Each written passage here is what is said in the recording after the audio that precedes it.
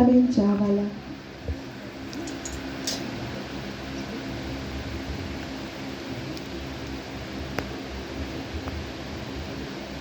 આજની સભામાં ડાયસ પર વિરાજમાન શ્રી અમિતાબેન ચાવાલા એ કુમાર ભવનના વાલીમંડળના પ્રમુખ છે અને શ્રી કાપડિયા જસ્મીનાબેન એ વાલીમંડળના સહમંત્રી. શ્રી જસ્મીનભાઈ પટેલ એ પ્રવૃત્તિ વિદ્યાલય વાલીમંડળના મંત્રીશ્રી છે અને શ્રી કમલેશભાઈ પટેલ એ વાલીમંડળમાં ખજાનચીની ભૂમિકા પર સ્થિત છે. સાથે ઉપસ્થિત રશ્મિબેન ઝા જેઓ જીવન ભારતી મંડળ સંચાલિત ભવનોના કાઉન્સિલર અને એકેડેમિક એડવાઇઝર છે.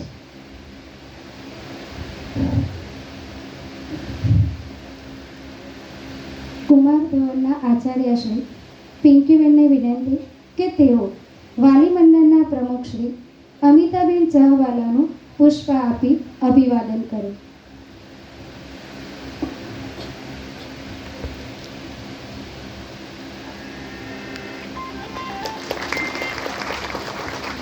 આભાર શ્રી પિંકીબેન. હવે હું અનિતાબેનને વિનંતી કરીશ કે તેઓ વાલી મંડળના સહમંત્રી શ્રી કાપડિયા જસ્મીનાબેનનું પુષ્પગુચ્છ આપી સ્વાગત કરે.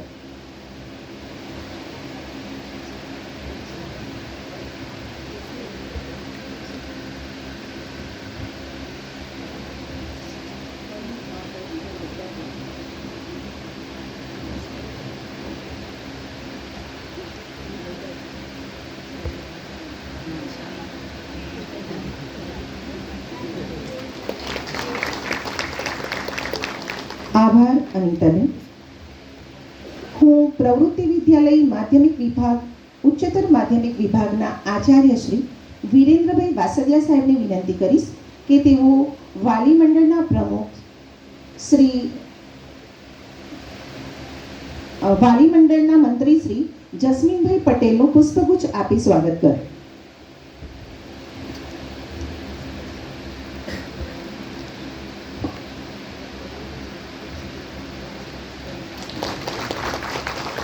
આભાર શ્રી વિરેન્દ્રભાઈ. હું બિપિનભાઈ ટંડેલને વિનંતી કરીશ કે તેઓ વાલી મંડળના સહમંત્રી શ્રી જસ્મીનભાઈ પટેલનું પુષ્પગુચ્છ આપી ખજાનચી શ્રી કમલભાઈ પટેલનું પુષ્પગુચ્છ આપી સ્વાગત કરે.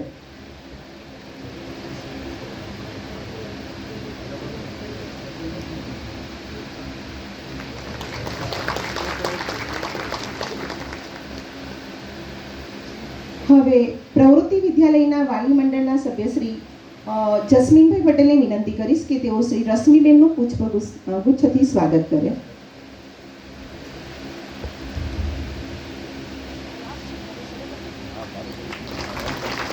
આભાર શ્રી જસ્મીનભાઈ. આજના પરિવર્તનશીલ સમયમાં હંમેશા જીવન ભારતી સંસ્થા બાળકના વિકાસ હેતુ નવીન પ્રયોગો હાથ ધરતી રહે છે. વર્તમાન યાંત્રિક જીવનમાં આજે સમયની માંગ છે કે આપણને કોઈ સાંભળે અને સમજે. ખાસ કરીને બાલ માનસને સમજીને એની સાથે કાર્ય કરવું અને કરાવવું એ ખૂબ જ જરૂરી છે અને માટે જ આપણી સંસ્થામાં આપણને કાઉન્સેલરનો સહયોગ મળ્યો છે. આજના સંવાદ સેતુમાં મુખ્ય વક્તા કાઉન્સેલર શ્રી રશ્મિબેન ઝા છે. આમ તો અહીં ઉપસ્થિત મહાનુભાવો અને વાલી મિત્રો રશ્મિબેનને ઓળખતા જ હશે. અભ્યાસના ક્ષેત્રે સંસ્કૃત વિષય સાથે અભ્યાસ કરેલ હોવાથી એક સંસ્કૃત શિક્ષકની ભૂમિકામાં તેમણે જવાબદારી નિભાવી છે અને એનો લાભ જીવન ભારતીના બાળકોને પ્રાપ્ત થયો છે. એક બાળકના મન માનસ પર પારિવારિક સ્થિતિની અસર હંમેશા વર્તાય એ વાસ્તવિકતા છે અને રશ્મિબેનના વ્યક્તિત્વમાં તે જોવા મળે છે. ભગવદ્ ગીતાનું અધ્યયન તેમણે કર્યું છે અને તે જ્ઞાનનો લાભ આપણા સમાજને પ્રાપ્ત થાય એ હેતુથી તેઓ ભગવદ્ ગીતાના ટ્રેનિંગ પ્રોગ્રામો પણ આપે છે. તેઓ એક સારા વક્તા છે. આ વક્તૃત્વ શક્તિ જાણે ઈશ્વરે એમને ભેટ આપી હોય એવું રશ્મિબેન બોલે છે ત્યારે વર્તાય છે. તેમને વાર્તા લેખન, કાવ્ય લેખન અને કાવ્ય પઠનમાં તેઓ વિશેષ રુચિ ધરાવે છે. તો આજના વક્તાશ્રી રશ્મિબેનને હું વિનંતી કરીશ કે તેઓ વાલી મિત્રોને સંબોધે.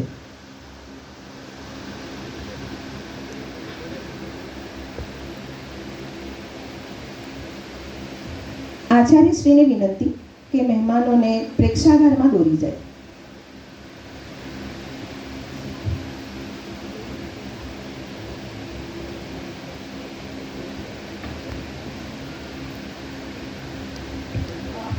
હલો. આપણે શરૂ કરીએ એના પહેલાં બે નિવેદન છે, પણ બહુ વિચારપૂર્વકના નિવેદન છે. એટલે આપને આગ્રહ છે કે આ નિવેદનને આપ ફોલો કરશો જ. તમારી સાથે આવેલો મોબાઈલ એને તમે ડુ નોટ ડિસ્ટર્બ મોડ પર મૂકશો, જેથી આપણે જ્યાં સુધી છીએ ત્યારે આપણે જ હોઈએ, બીજું કશું વચ્ચે ના આવે. અને એનું એક બીજું કારણ એ છે કે આપણે રેકોર્ડિંગ કરીએ છીએ. એ રેકોર્ડિંગ સૌથી પહેલાં તો હું મારી જાતને ચકાસવા માટે શરૂ કરું છું, કેમ કે મને ખબર પડે કે કેટલા મુદ્દા રહી ગયા છે અને નેક્સ્ટ ટાઈમ આપણે કેટલું કરી શકીએ. અને જે અનિવાર્ય કારણોસર નથી આવી શક્યા, રિપીટ, જે અનિવાર્ય કારણોસર નથી આવી શક્યા, નથી આવેલા બધા અનિવાર્ય કારણોસર નથી આવ્યા એવું આપણે માનતા નથી, પણ જે એકચ્યુઅલમાં અનિવાર્ય કારણોસર નથી આવી શક્યા એમને પણ આ મળી શકે, આ બે હેતુથી. અને આ તમને લિંક મળી પણ જશે આચાર્ય દ્વારા, શિક્ષકો દ્વારા. So thank you all. Okay, now હવે આપણે શરૂ કરીએ. So respected all the dignitaries, principals, વાલી મંડળના મંત્રીઓ અને ખાસ કરીને વાલીઓ અને શિક્ષક મિત્રો, મારો પહેલો પ્રશ્ન આજે એ છે કે તમારામાંથી કેટલા લોકોએ આ કાગળ એકવાર વાંચ્યા પછી બીજી વાર પણ વાંચ્યો છે? એ ખરેખર પૂછું છું. કેટલા લોકોએ, ફરીથી મારો સવાલ ફરીથી છે કે કેટલા લોકોએ આ કાગળ જે મેસેજ આવ્યો છે એને એકથી વધારે વાર વાંચ્યો છે? Thank you. ઓકે, તો આ મેં એટલા માટે પૂછ્યું કેમ કે થેન્ક યુ સો મચ, કે મને પોતાને સારું લાગે, પહેલાં તો મારો કોન્ફિડન્સ વધે કે જે વાલી મીટિંગ છે એવું લખીએ તો અને આ લખીએ તો બેમાં ફરક શું પડે છે. હવે વાલી મીટિંગ છે એવું લખ્યું હોત તો કેટલા લોકોએ બીજી વાર વાંચ્યું હોત? ઓકે, એક લીટીને પણ તમે વાંચ્યું હોય તો that means yes ma'am. Okay, તો આ વાત હું એમના સુધી પહોંચાડી દઈશ કે એના જે સોલ્વ થઈ શકે તે. તો જેટલા લોકો, હવે જ્યારે આ ટાઇટલ લખ્યું છે કે આપણે બંને સાચા હોઈએ એવું ના બને. એટલે પહેલી રિક્વેસ્ટ મારી એ છે કે અત્યારે તમે ખાલી તમે થઈ જાઓ, કોઈ પણ સ્ટ્રેસ વિના, કેમ કે આખા કલાકમાં તમને એક પણ એડવાઇસ નહીં મળે. એક પણ એવી વાત નહીં થાય કે જેના કારણે તમને જરાક પણ એવો અહેસાસ થાય કે તમે મા બાપ તરીકે થોડા કાચા છો. એવો કોઈ અહેસાસ કરાવવામાં નહીં આવે. તમે અહીંયા કરતાં ડાઉન છો એવું એક પણ વાત નહીં આવે. એટલે તમે જાઓ ત્યાં સુધીમાં તમે હતા એના કરતાં બદલાઈને રિલેક્સ થઈને જાઓ, એ જ પૂરેપૂરો અપ્રોચ છે અને રહેશે.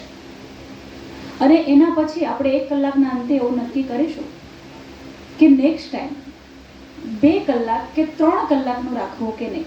કારણ કે બિંગ અ કાઉન્સેલર હંમેશા મને એવું લાગતું હોય છે કે આ છે ને મારા માટે એક મેડિટેશન જેવી પ્રક્રિયા છે. તમે ડૉક્ટરને જેમ પ્રિસ્ક્રિપ્શન ના આપી શકો કે તમે છોકરાનું આટલું ધ્યાન રાખો, એવું ના હોય. તો એના માટે માહોલ બને. મને જ્યારે તમારી આંખમાં એ દેખાય કે હવે રિસીવિંગ મોડ ખુલ્યું છે તો એમાં એ જાય. મારા દાદાજી હંમેશા એવું કહેતા, જ્યારે હું ભાગવત કથા શીખતી હતી કરવાનું ત્યારે, અને ભાગવત વક્તા તરીકે કરતી હતી ત્યારે, અને હજી પણ, કે ભાગવત કથા વક્તાના આધારે થાય છે એવું નથી હોતું, શ્રોતાની કક્ષાના આધારે થાય છે. એટલે સામે જે બેઠા છે એમના તરફથી જે ઉર્જા મળે છે એના કારણે એ વાત પહોંચતી હોય છે. તો પહેલી વાત તો એ છે કે આ જગતમાં તમે સૌથી વધારે મહત્વની ભૂમિકા લઈને બેઠા છો. ગૌતમ બુદ્ધની એક વાતથી શરૂ કરીએ. ગૌતમ બુદ્ધનો એક શિષ્ય હતો આનંદ,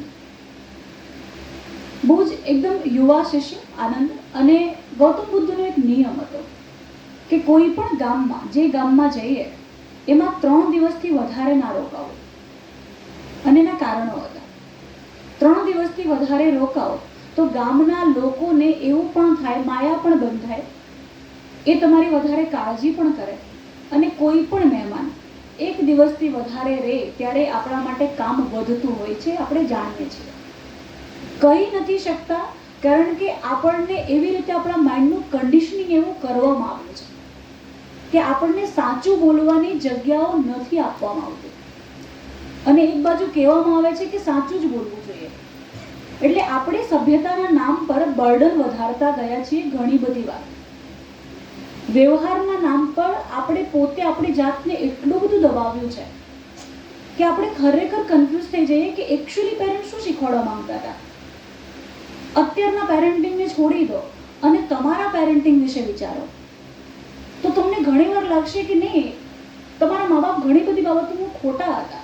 મને એવું લાગતું હોય છે કે ઘણી બધી બાબતમાં એ ખોટા હોય છે, અને જ્યારે કહેવામાં આવે કે સાચું બોલો ત્યારે ખરેખર કેવા સત્યની અપેક્ષા લોકો રાખતા હોય છે. જે એ ઈચ્છે છે, જે એ ઈચ્છે છે એ જ સત્ય છે, એ જ બોલો.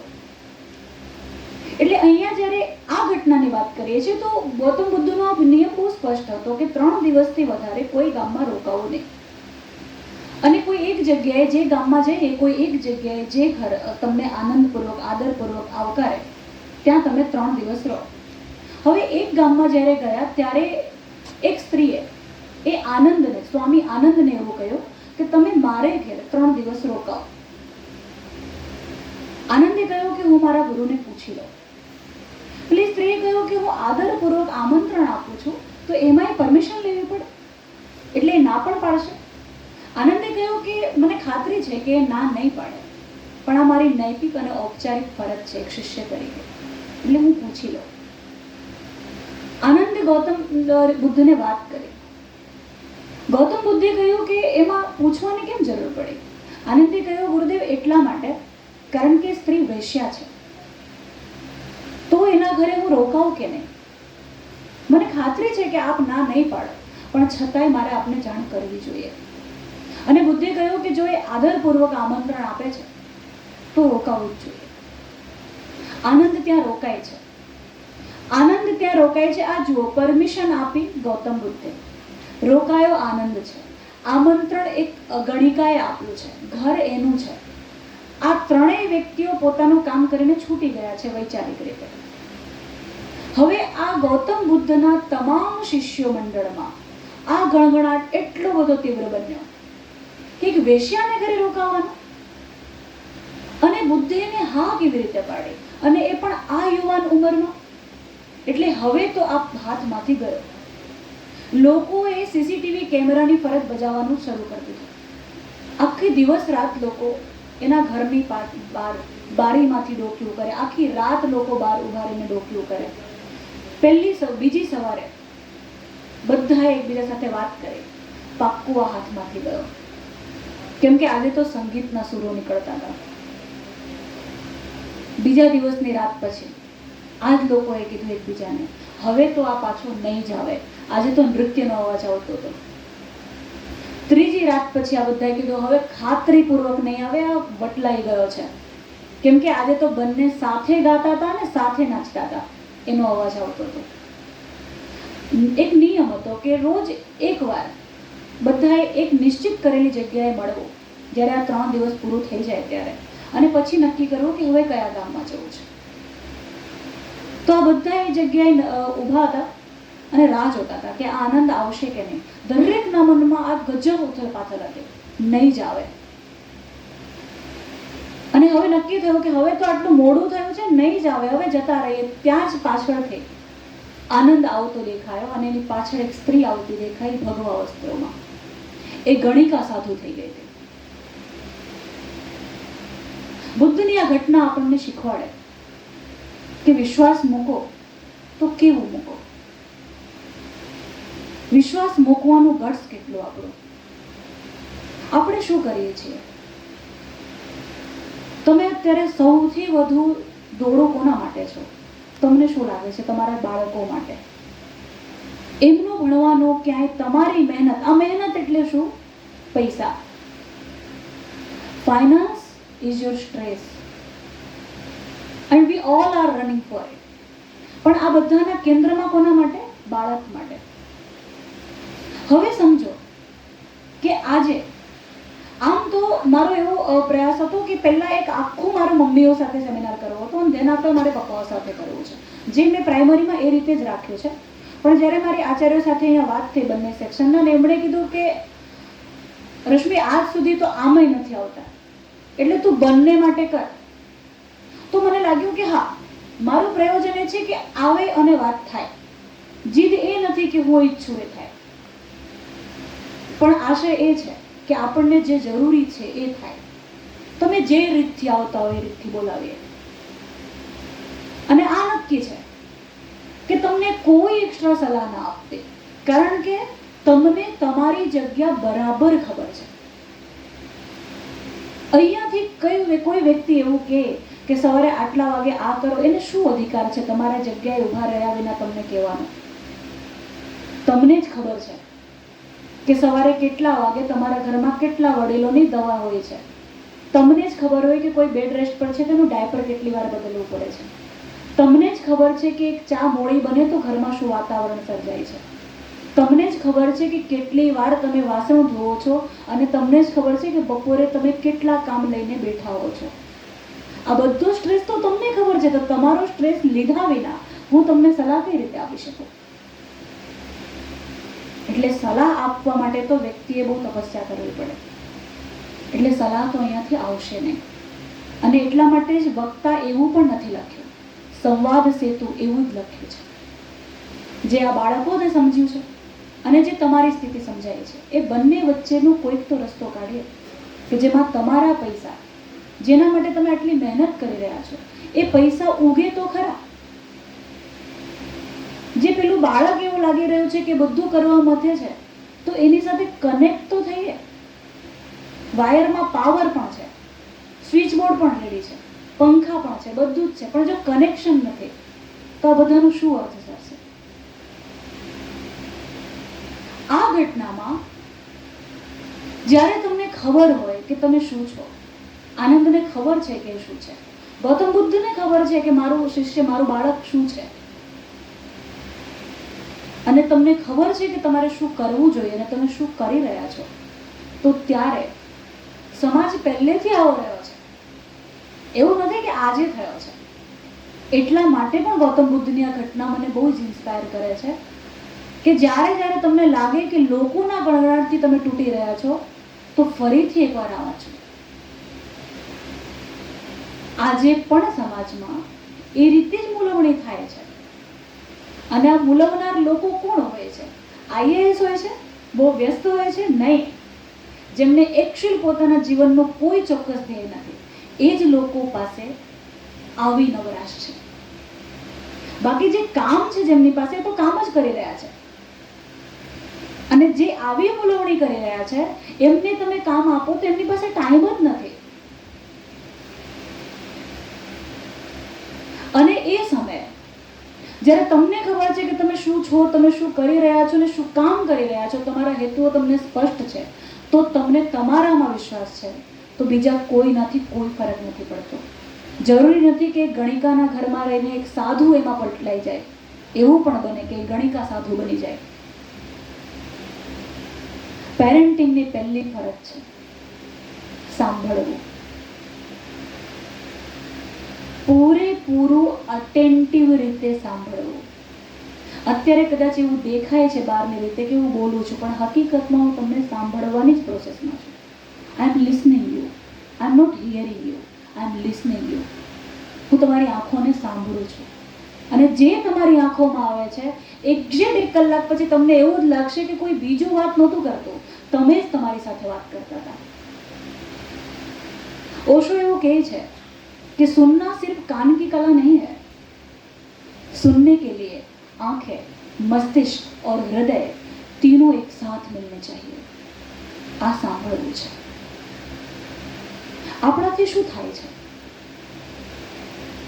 આપણે એવું ઈચ્છીએ છીએ કે આને કશું આપી દો ને તો એ કામમાં લાગે. એ કશું કહેવા આવે ને તો બાળકને ખબર પડે છે, જે મને તમને ખબર પડે ને એવી રીતે એને ખબર પડતી હોય છે કે તમે એને ખરેખર સાંભળી રહ્યા છો કે તમે સાંભળવાનું કામ પતાવી રહ્યા છો. અને એટલા માટે બાળક જ્યારે નાનું હોય ત્યારે પણ એનામાં ત્યારે એને બહુ સ્પષ્ટ એનામાં અટેન્શન સિકિંગ સિન્ડ્રોમ શરૂ થાય છે. પેટમાં દુખે, શરદી થઈ જાય, બીજે ક્યાંક મૂકીને આવો ત્યારે એને મહેમાન આવ્યા હોય તો એને તમે ટાઈમ જો ના મળે તો એને લિટરલી ત્રીજા દિવસે પેટમાં દુખવા માંડે, જેની કોઈ બહારની દવા નથી હોતી. ચાંદા પડે જે પેટમાં, એનું કારણ સાયકોલોજીકલ છે. જ્યારે તમને લાગે કે તમને ખરેખર કોઈ નથી સમજી રહ્યું, એવા સમયે તમારી ગ્રંથિ જ્યારે વધારે ને વધારે થાય ત્યારે આવી બધી સમસ્યાઓ, ફિઝિકલ સિમ્ટમ્સ શરૂ થાય છે. એવરીબડી વોન્ટ્સ, દરેક વ્યક્તિ એવું આજે ઈચ્છે છે કે કોઈ એક જગ્યા તો હોય જે આપણને સાંભળવા માટે રેડી હોય. Everybody wants, everybody, each and everyone. અને એટલા માટે આઈ એમ ફીલિંગ સો બ્લેસ્ડ. એટલા માટે અમારું જે પ્રોફેશન છે કાઉન્સેલરનું, હું કહું છું કે counsellor is a trend listener. એક ટ્રેન થયેલો શ્રોતા છે જે તમને બહુ જ અટેન્ટિવ રીતે સાંભળે છે, જે તમે નથી બોલી શકતા એ સાંભળે છે. મેની ટાઈમ્સ તો કાઉન્સેલર તમને પૂછે છે કે તમને બોલવામાં મદદ કરું, અને તમને ખુલવામાં મદદ કરે છે. આ સંવાદ સેતુનો મને ખબર છે કે 1 કલાકમાં જે મારે 4 વાત કરવી છે એમાંથી એક જ વાત જશે, પણ મને એટલી ખબર છે અને એ વિશ્વાસ મને મારામાં છે અને એના કારણે મને તમારામાં છે કે નેક્સ્ટ ટાઈમ 2 થી 2.5 કલાકનું સેશન રાખશું. જે બાળક માટે તમે આટલી બધી દોડધામ કરો છો, તમે જ કહો કે આવી રીતે શું તમે તમારા ઘર અને સામાજિક જવાબદારીઓ વચ્ચે 1 કલાક ખાલી એના માટે વિચારવા બેસી શકો? અને કેટલું વિચારી શકો? તમે જેમ વધારે એકલા વિચારશો ને તમને સ્ટ્રેસ થશે. આપણે સાથે છીએ ત્યારે તમને સ્ટ્રેસ નહીં થશે, તમારું સ્ટ્રેસ દૂર જશે. તો એક તો કે સાંભળવું. બીજું, હવે જે પોઈન્ટ પર તમે છો, એટલે તમારી ઉંમર હું ગણું છું 9 થી 12 ધોરણ. આમ તમે 45 ના હશો, પણ તમે પેરેન્ટ્સ 45 વર્ષના નથી. મારી પેરેન્ટ્સ તરીકેની ઉંમર તો 7 જ વર્ષ છે. એટલે તમારી પણ 16, 17, 18 વર્ષ જ છે. આનાથી વધારે મોટા પેરેન્ટ્સ તમે નથી. બીજું, પ્રજનન ક્ષમતા શારીરિક છે, પણ સંવેદનશીલતા કેળવવી પડે છે. પેરેન્ટિંગ એક એવી નોકરી છે કે જેની કોઈ ડિગ્રી કોઈ માંગતું નથી. કોઈ ઇન્ટરવ્યુ પછી પેરેન્ટિંગ માટેનું લાયસન્સ મળતું નથી કે હવે તમે બાળકને જન્મ આપવા સક્ષમ છો. આની કોઈ એક્ઝામ નથી. અને બીજી બાજુ એક એવી નોકરી છે, એવી પોસ્ટ છે કે જેમાં ગમે તેટલી ભૂલો થાય કોઈ નોકરીમાંથી કાઢી મૂકતું નથી. એટલે પણ પેરેન્ટિંગ કદાચ કોર્નર થઈ જાય છે, સ્ટ્રેસ બને છે, ઓવરબર્ડન બને છે. બધું કર્યા પછી પેરેન્ટ્સ તરીકે તમને દિવસના અંતે એવો અહેસાસ થઈ જાય ક્યારેક કે આ બધું જ એના માટે કરી એને તમારી વેલ્યુ જ નથી. અને સામે પક્ષને એવું લાગે છે, આ 9 થી 12 વાળાને, કે આમને કંઈ સમજાતું જ નથી. એમને લાગે છે કે તમે એમને સમજવા તૈયાર જ નથી, અને તમને લાગે છે કે બધું આમના માટે કરીએ છીએ ને આમને કોઈ પડી જ નથી. આ બંને વચ્ચે હું છું. એટલે તમને તમારા તરફથી એ છે કે આમને બધું કરીએ, ખાલી ભણવાનું જ કામ છે આમનું, તો ભણતા કેમ નથી? અને પેલાને એવું લાગે છે, આખી જનરેશનને, કે અમારે કરવું જ છે. એક તો જ્યારે તમે આવો અને તમે શરૂ કરો ને સ્કૂલમાં આવવાનું, એમને ગમતું જ નથી કે તમે આવો. તમે પણ આ જાણો છો. બીજું, શિક્ષક કે આચાર્ય બોલાવે તો તમને ગમતું નથી બોલાવે. એટલે આ તો 2 વે છે. કેમ નથી ગમતું એનાય કારણો છે. એમાં તમે આમ બહુ વાંકમાં નથી. મેં કીધું છે ને તમને કે છેલ્લે સુધી એક પણ વાર તમને એવું નહીં થાય કે તમે ખોટા છો. પણ જે સમજવાનું છે એ તમને પૂરેપૂરું પહોંચશે. તમે સમજો જ છો, ખાલી જગ્યાનો અભાવ છે, સમયનો અભાવ છે. એટલા માટે, કારણ કે આજ દિન સુધી મોટે ભાગે જ્યારે બોલાવા આવે કે સ્કૂલથી કોલ આવે તો તમારામાંથી કેટલા લોકોને આનંદ થતો હશે. પહેલાં તો એવું જ લાગે કાંઈ કર્યું. એવું છે ને, અમારે ક્યારે થાય, ઘરેથી ફોન આવે ને, મારી મમ્મીનો ફોન આવે ને જો સ્ક્રીન ઉપર, મને લિટરલી એવું થાય, અરે યાર હવે પાછું કંઈક નવું આવ્યું. અમારામાંથી મોટા ભાગના લોકો, અને જેટલા લોકો પણ પ્રોફેશનલી છે અહીંયા બેસેલા પુરુષો પણ, એમને ખબર હશે કે તમને સ્ક્રીન ઉપર ફોન આવે ને તમને પહેલું શું આવે? છોકરાઓ કંઈ કર્યું, એની મમ્મીની કંઈ ફરિયાદ હશે, કોઈ મહેમાન આવ્યા હશે, કંઈ લાવવાનું હશે, કંઈ કામ હશે. મને એવું જ થાય, અમને બધાને ઘરેથી ફોન આવે ને તો એટલે અમે ઈચ્છીએ કે સૌથી બધું સલામત રહે, ઓફિસ અવર્સમાં ઘરના કોલ ના આવે. સેમ આવું તમને સ્કૂલના કોલ આવે ત્યારે થાય હે ને, કંઈ કર્યું એક્સિડ આઉટ થાય ને. હવે આને થોડું સાફ કરી લઈએ. આમાં શું થાય છે કે તમે શું અપેક્ષા રાખો છો? સ્કૂલે ભણવા માટે મોકલીએ છીએ, રાઈટ? ભણે. હવે બીજી બાજુ એક જગ્યા જુઓ તો ભણવા માટે શિક્ષક સિલેબસ પર ફોકસ કરે, રાઈટ? સમજો છો ને આપણે? તો શિક્ષક સિલેબસને ન્યાય આપવા માટે જો હોય તો પછી શિક્ષક પાસે બીજું બધું જે કામ કરાવીએ, મોબાઈલ ન લાવો, ગાડી ન લાવો, આવું બધું ન કરો. હવે આ કામો જો શિક્ષક કરશે તો એ તમને બોલાવશે તો ખરો ને? હવે બોલાવશે, કેમ કે તમારી મદદ વિના તો શક્ય જ નથી.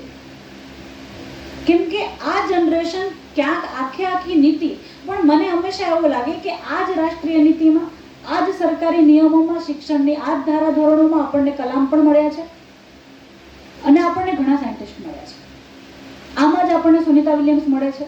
તો શિક્ષણને રીતિને ખોદવા કરતા જ્યારે તમે રીત સમજી ગયા હો તો સ્માર્ટનેસ એ છે કે એની વચ્ચેની તમારી જગ્યા કેટલી છે. કેમ કે આપણે તો એ પ્રજા છીએ દોસ્ત કે ડિવાઈડર આજે બને, રાતોરાત ડિવાઈડરના પથ્થર કાઢી નાખીએ. આપણે તો એ ચાલાક પ્રજા છીએ ને. જેટલા કાયદા બને એટલા કાયદામાંથી કેમ બચવા, એના રાતોરાત નિયમ બની જાય. એ હેલ્મેટ હોય કે કંઈ પણ. તો આટલી ચાલાકી હોય તો પછી આ જે પ્રણાલી છે એમાંથી સારી રીતે નીકળવાની તો ઘણી ચાલાકી હશે, અને એ ચાલાકીમાં તો સિસ્ટમેટિકલી મદદ કરી શકાય એમ છે. મેં જોયું છે ઘણી બધી 4 રસ્તા સાથે ડિવાઈડર બને ને 15 દિવસ થાય, 2 પથ્થર તો નીકળી જ જાય. કેમ કે એટલો લાંબો કોણ ક્રોસ કરે રસ્તો. આને હું પોઝિટિવ રીતે લઉં છું કે આપણામાં ડેરિંગ પણ છે, ડેરિંગ છે, આવડત છે, યુનિટી છે. એકલો માણસ થોડી પથ્થર કાઢતો હશે યાર. યુનિટી પણ છે, રાતોરાત ઊભી થાય છે. આપણી પાસે પ્લાનિંગ કરવાની સ્પેસ પણ છે. તો આ બધી વસ્તુને આ રસ્તામાં લઈ જઈએ તો કેટલું સારું પડે. અત્યારે મારું મેઇન કન્સર્ન તમે છો, આને છોડી સાઈડ પર. કેમ કે કાઉન્સેલરનું કામ જ પહેલું એ છે કે જે સામે હોય એના માટે જ કામ કરવું. તો અત્યારે કન્સર્ન એ છે કે તમારી જે મહેનત છે, તમારા જે પૈસા છે એ વધારે સારી રીતે ઉગી નીકળે, એના માટે મદદની જરૂર પડે તો માંગવી.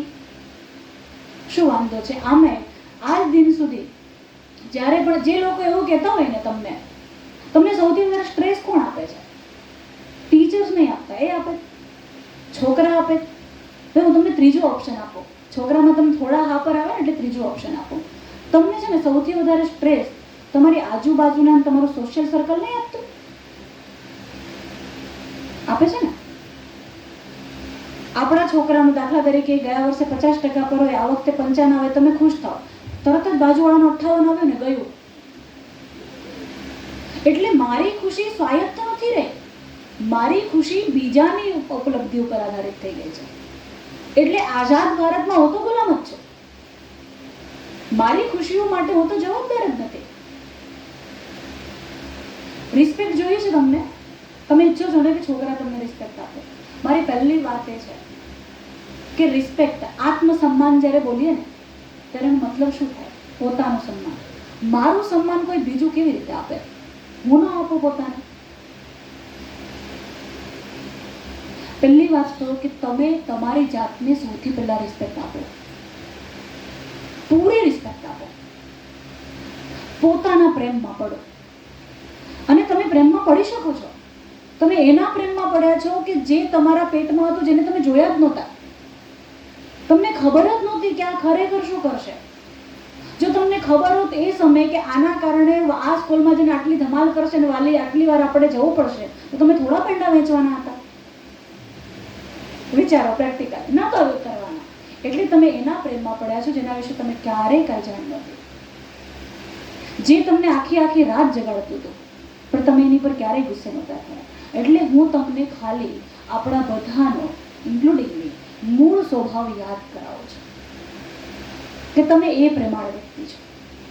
તો આજે શું થયું છે એવું? તો એક તો મજાની વાત કહું, નાના હોય ને છોકરા, જ્યારે નાના એટલે જન્મે ત્યારથી આપણે શું કહીએ, બાળકનું ભગવાનનું સ્વરૂપ છે. મને એમ થાય મોટા જતાં જતાં કંઈક આપણે જ એવું આપતું હશે ને, આપણે જ આપતા હોઈશું કે જેના કારણે શૈતાનના સ્વરૂપમાં કન્વર્ટ થાય છે. જન્મ્યું તો ભગવાનના સ્વરૂપમાં માનો છો ને, તો શું આપો છો એવું?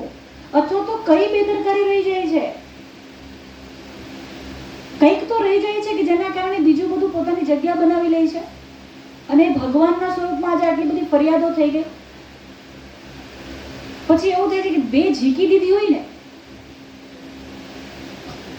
જેના માટે પહેલા તો એને ડાયપરના રેસીસ ના પડે એની તમે કાળજી રાખીને તૈયાર થતા હતા કે નહીં આપણે 4 વાર બાળોતિયા બદલશો પણ ડાયપર નહીં પહેરાવીએ. હવે આજે એની પર ઉઝરડા જ ઉઝરડા છે. આ એ જ છે કે જે એવું કે તું પપ્પા સાથે પણ જવાનું હોય તો કે ના મમ્મી ન આવે ને તો ન જાઓ. પછી મમ્મી ન હોય તો બીજા બધા મહેમાનો વચ્ચે એને કશું જોઈતું હોય તો પપ્પાની પેન્ટ ખેંચતો. એટલે એના માટે મૂળતઃ સમાજમાં બીજા બધા કરતા નજીકનું મમ્મી પપ્પા જ છે અને તમારા માટે એ જ છે. તો થયું શું છે એવું કેટલી એક કામથી સમજીએ કે દાખલા તરીકે કલ્પના કરો કે તમને એક બહુ જ પ્રેશિયસ ગિફ્ટ મળે છે કોઈના તરફથી, જેને તમે ડ્રોઈંગ રૂમમાં મૂકવા માટે તમે બહુ જ ઈચ્છુક છો અને એટલું સુંદર ગિફ્ટ છે. હવે પહેલેથી ડ્રોઈંગ રૂમ ભરેલો છે પણ એને મૂકવું ડ્રોઈંગ રૂમમાં જ છે, તો તમે શું કરશો? શું કરશો? આપણે સંવાદ જ કરીએ છીએ, શું કરશો? અરે જગ્યા ખાલી કરશો ને, જગ્યા ખાલી કરશો ને, કંઈક ખસેડશો. હવે યાદ કરો કે આપણે તો એ પ્રજા છીએ કે જેને એવું કન્ડિશનિંગ કરી દેવામાં આવ્યું છે કે સંઘરેલો સાપ પણ કામમાં આવે. એટલે આપણે તો દિવાળીમાં સાફ કરવા બેસીએ ને તો સૌથી વધારે ખાલી ડબ્બા અને કોથળી નીકળે, રાઈટ? અને એને પાછું આપણે શું કરીએ, પાછી એક બેગમાં બધી ભરી દઈએ, કામ આવે. પછી આપણને ત્યારે યાર આ તો કઈ જગ્યા જ ન બની. પછી શરૂ થાય કે સારું આમાંથી સારી પ્લાસ્ટિક બેગ સાઈડ કરી દઈએ, 2 ભાગ પડે. હા, અને જે બીજો ભાગ હોય એને આપણે પાછું રાખીએ કે આ કચરો મૂકવા કામ આવે. આપણે આ પ્રજા છીએ.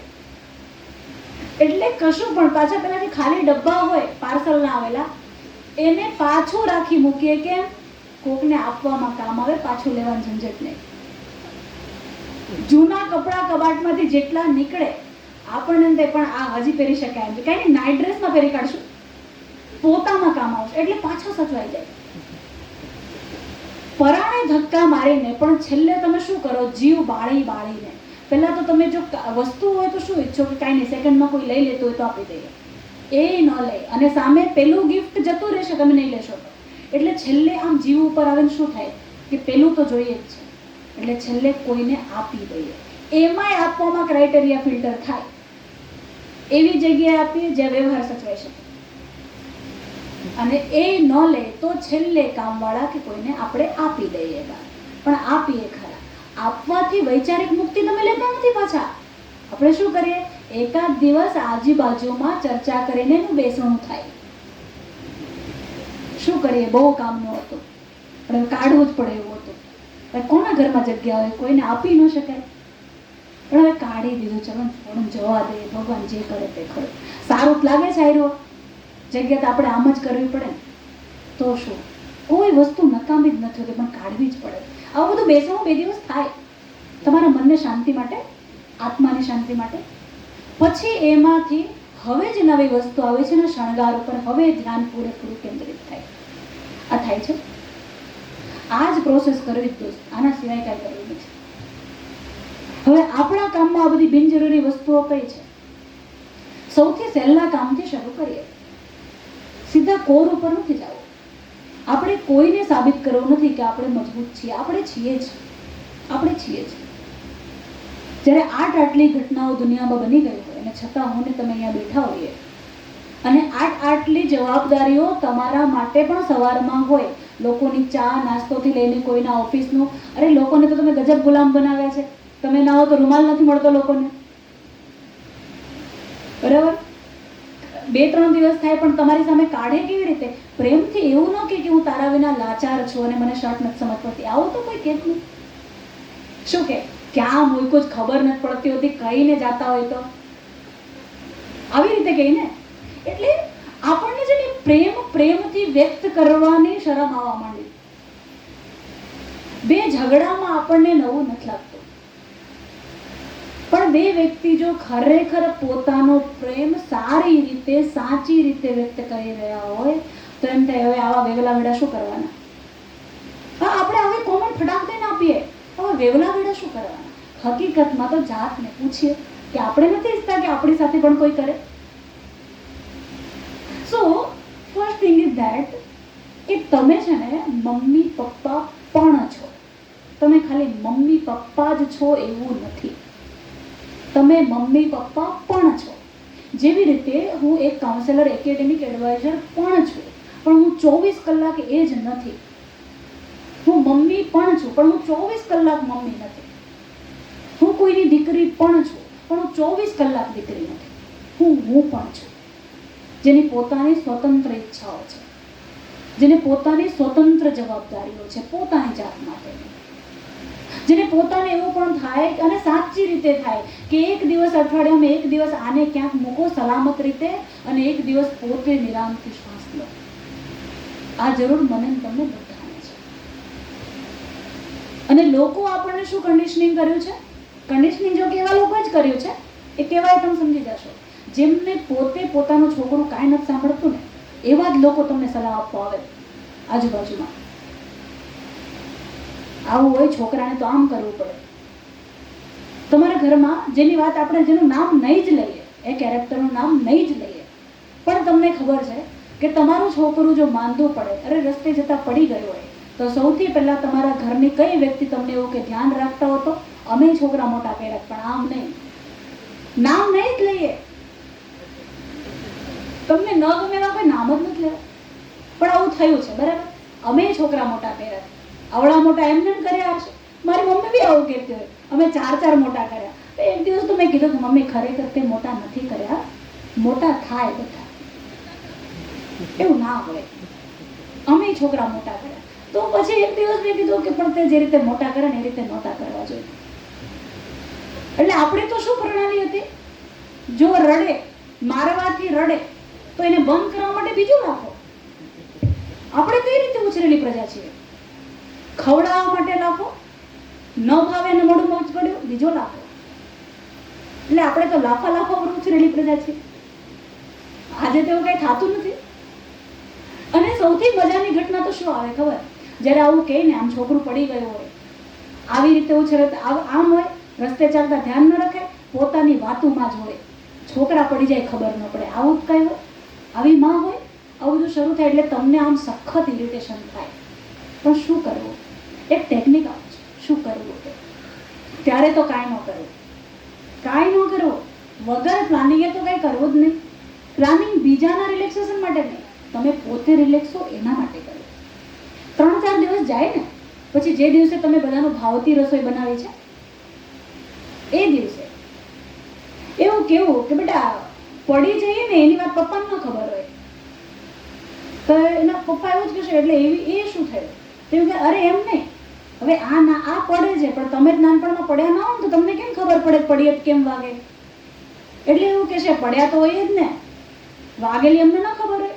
પછી સારી રીતે કેવું એમ નહીં, પણ મમ્મી એટલું ધ્યાન રાખતા તો તમે કોઈ દિવસ પડ્યા જ ના હો ને, અમારાથી જ પડે જ ખાલી. એટલે ખાલી હવે આવી વાતને શું કરવું? ઇગ્નોર. આમાં એવું છે કે તમને જે દિવસથી મિક્સરની બધી ટેકનિક ખબર પડી ગઈ, વોશિંગ મશીન પહેલી વાર આવે ત્યારે તો આપણને ના ખબર પડે ને આટલી બધી સ્વિચ કે વાપરવી તે, પણ જેમ જેમ તમને ખબર પડી ગઈ હવે તમે રિલેક્સ થયા કે તમને સ્ટ્રેસ પડે એ વાપરવામાં?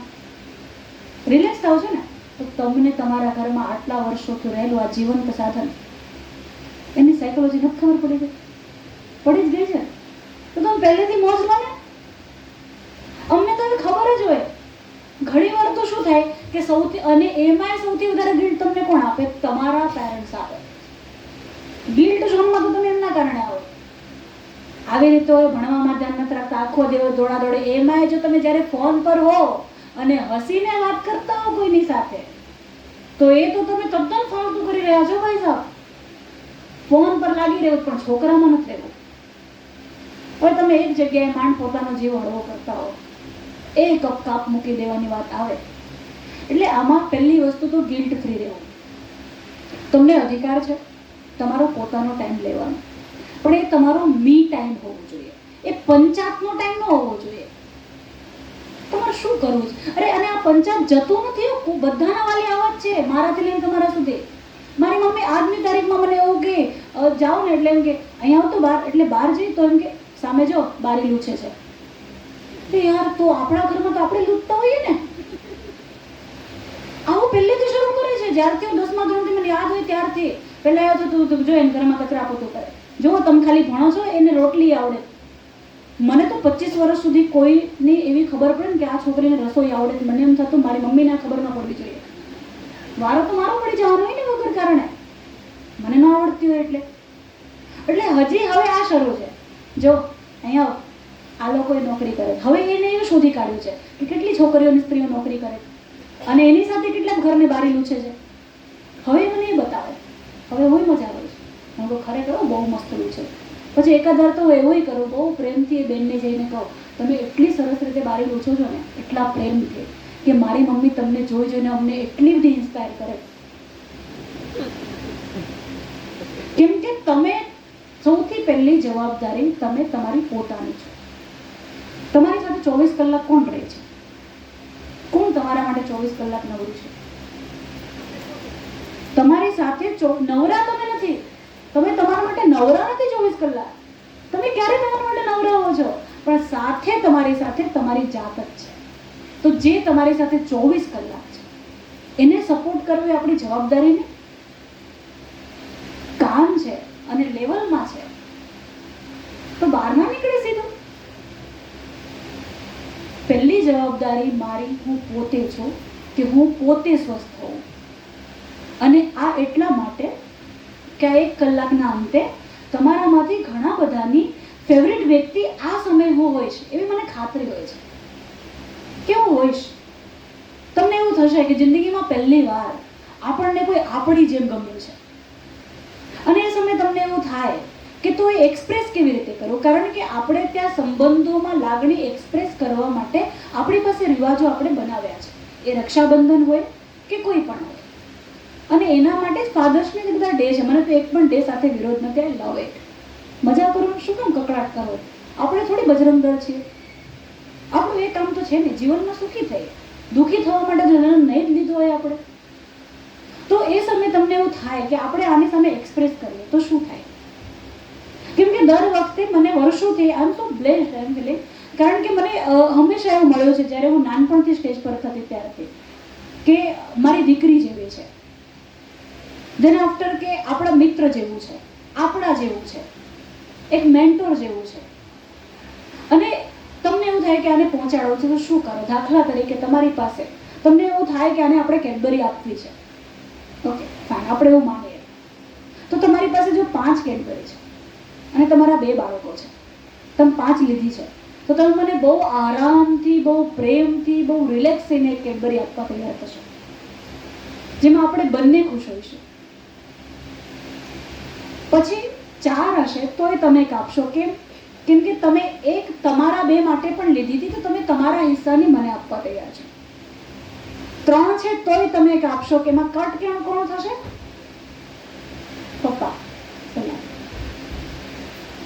એમનું ચાલશે હવે આપી દે. તો ત્રીજી મને મળશે. હજી 2 હશે ને તોય મને એક મળી શકશે. અડધી અડધી આપીશું બેયને, એક આમને આપીએ. 1 હશે ને તોય છેલ્લે તમે એવું મનાવશો કે છોકરા માટે બીજી લઈ લઈશું, જતી વખતે 1 આપીએ. પણ દોસ્ત એકેય નહીં હોય તો શું કરશું? એટલે તમે ખુશ હશો તો તમે આને ખુશ રાખશો ને. તમે ખુશી આપવા માંગો છો પણ ખુશી પોતાની પાસે સ્ટોર કરી આવી ને. એટલે મારું પહેલું કન્સર્ન એ છે કે તમે એક વારે એક જગ્યાએ 1 કલાક માટે પોતાની જાત સાથે બેસો અને સમજો કે ખરેખર શેનું બર્ડન છે આ. અને હવે કચરા સફાઈની મુદ્દા ઉપર જઈએ. પહેલો સ્ટ્રેસ જે કાઢી શકાય એવું એ છે, તમે કેટલા લગ્નમાં જાઓ છો અને શું કામ જાઓ છો? જવું પડે હે ને? કાંઈ કારણ નથી ને? જવું પડે, કોઈ કારણ નથી તમારી પાસે. there is no valid reason. પણ સૌથી મજબૂત રીઝન એ તો જવું પડે.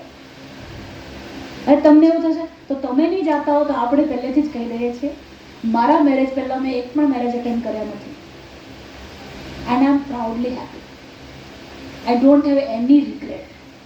આજની તારીખમાં પણ હું કોઈ લગ્નમાં જતી એવું મને યાદ નથી, સિવાય કે જે લગ્નમાં આપણી જવાબદારીની ભૂમિકા હોય. મારા ભાઈના મેરેજ હોય તો હું 10 દિવસની રજા લઉં, કારણ કે એ સમયે અમે ડિપાર્ટમેન્ટ જ વેચી લીધું હોય કે આટલામાં બીજા કોઈ નહીં જોવાનું, આટલું આપણે જોશું. બાકી અને એ સ્ટ્રેસ નથી પડતો. કેમ? 10 દિવસ હું રેડી જ છું ને એ જ કામ માટે. 10 દિવસ હું ઓફિસમાં કોલ નથી લેતી, એ મારા દિમાગમાં રાખવાનું નથી. પણ બર્ડન શું બને છે? આજે જવું પડે વાળા છે ને તમારા, એ શું થાય ખબર? કંકોત્રી આવે ને ત્યારથી તો તમે ફોન પર ગ્રુપ બનાવવાનું ચાલુ કરો. પહેલી પ્રશ્ન, યક્ષ પ્રશ્ન જે હોય, કપડા, પછી ચાંદલો, એમાંય છોકરાએ લઈ જવા પડે તો તમને કેવો ત્રાસ જેવો લાગતો હોય. ત્યારે એમ થાય કે વેકેશન હોય ને ક્યાંક ગયા હોય ને મામાના ઘરે, ને એવા સમયમાં લગ્ન આવતા હોય ને તો આપણે સૌથી આનંદિત રીતે માણીએ. એવું તો થતું નથી ને. એટલી બર્ડન. એમાંય સૌથી મહાન પ્રજા તો કઈ લાગતી હોય ખબર? ઉનાળામાં લગ્ન હોય, જાનમાં જતી હોય, તૈયાર થઈને મેકઅપ રેલમછેલ થતું હોય, પણ એક પણ ઘરેણા બિચારાને ઓછા થાય પરવડવાના ના હોય. કોઈ ફોટા સરખા ના આવ્યા હોય. પણ મને કહો ડાન્સ કરતી વખતે કયા ફોટા તમારા સારા આવે?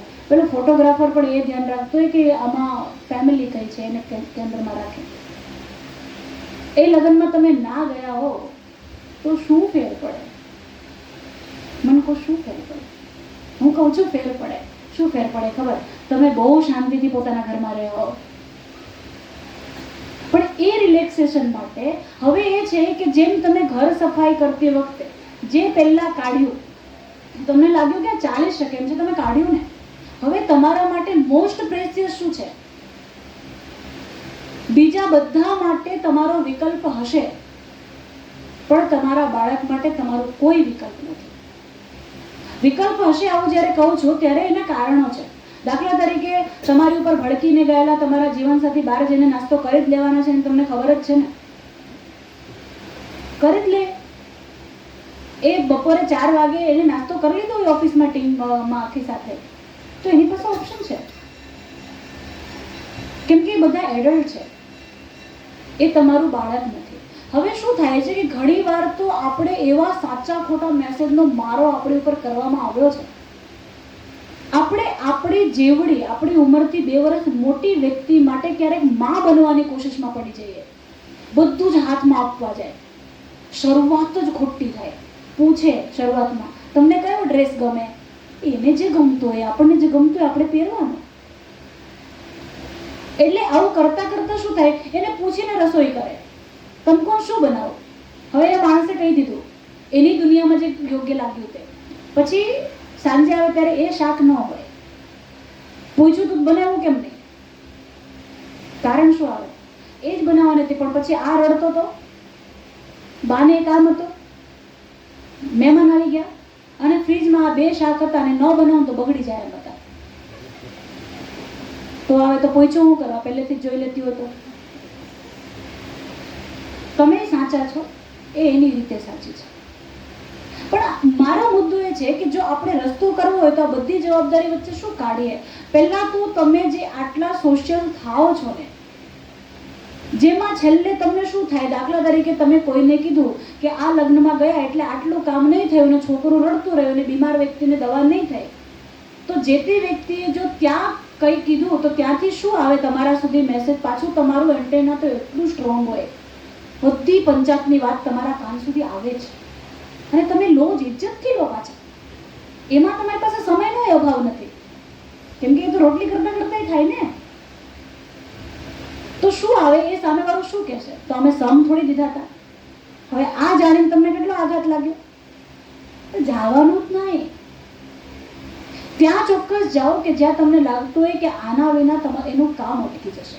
કોઈ બીમાર છે, અને એના ઘરે જો રસોઈ થઈ શકે એમ નથી, તો બે કામ છોડીને અરે છોકરાની એક દિવસની રજા પડતી હોય ને તોય એ કામ આપણે કરવું, એ ભૂમિકા આપણે નિભાવવી.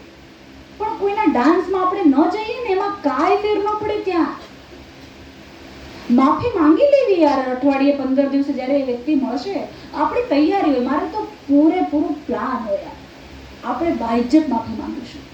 પણ જે ફોકસ છે તમારો, જેનાથી તમે આખી જિંદગીમાં ગિલ્ટમાં રહેશો, તમને એવું થશે કે એવું તો શું થયું કે જે છોકરા માટે અમે અમારી જાતને સાઈડ પર મૂકી દીધી એ છોકરાને હું ઉગાડી નહીં શકે. એ ગિલ્ટ તો નહીં જ લો. અને આ મળીએ જ આપણે એટલા માટે છે કે સૌથી પહેલા શરૂઆત ત્યાંથી કરો, લિસ્ટમાંથી નામો કાઢતા જાઓ. બહુ વધારે વાત સાંભળો ને તો પણ મગજ પર લોડ પડે. એટલે જે લોકો તમને તમારા બાળક કેટલું નબળું છે અને તમે મા બાપ તરીકે કેટલા નબળા છો આવી વાત કરતા હોય, કટ ઓફ કરજો. ઊભા જ ના રહો ત્યાં. આ જ ઉપાય છે, આ જ દવા છે, આ જ ઓપરેશન છે. મળો જ નહીં એમને. કેમ કે આપણે બધા માણસ છીએ અને ક્યાંક ને ક્યાંક એના જેવું છે કે તમે હમણાં જ માંદામાંથી સાજા થયા હો તો તમે હોસ્પિટલમાં જવાનું ટાળો છો ને. કેમ? ઇન્ફેક્શન જલ્દી લાગે. એક્ઝેક્ટલી આપણે બધા જ અત્યારે ક્યાંક ને ક્યાંક વાગેલા ઝોનમાં છીએ. આપણને ઇન્ફેક્શન લાગવાની સંભાવના છે અને એટલી જ ન રહેવું. કેમ કે આપણે પ્રોફેશનલ નથી. મને ખબર હોય છે કે જે વાત હું તમારી સાથે કે તમારા બાળક સાથે જે કામ કરી શકું છું એ જ કામ મારા બાળક સાથે કરવું હોય તો મારે બહુ તૈયારી કરવી પડે. કારણ કે એ મારા માટે ઓબ્જેક્ટ નથી, એ મારા માટે સબ્જેક્ટ છે. એની આગળ પાછળની ઘટનાથી મને ફરક પડે છે. અને એટલા માટે હું વધારે મને પણ આવે ગુસ્સો. એવું ના હોય.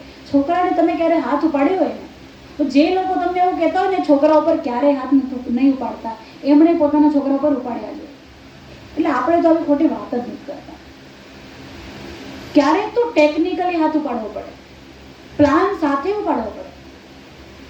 હા, બેહોશીમાં ન ઉપાડવા, જેમાં તમને ખબર જ ન હોય, જેનું તમને ગિલ્ટ થાય એવું ન કરવું. કે તમે સ્વસ્થ હો એ જરૂરી છે, પણ હાથ તો ઉપાડવા જરૂર પડે તો, પણ એ સમજી વિચારીને ઉપાડવા. તમને કાલે એવું ન થવું જોઈએ કે નહીં આ ખોટું કર્યું. તમારી પાસે કારણ તમારી જાત માટે હોવા જોઈએ કે મેં ઉપાડ્યું એના અધિકારપૂર્વક ને સમજપૂર્વક, કે કાલથી દારનો કોઈ એની ઉપર ન ઉપાડે.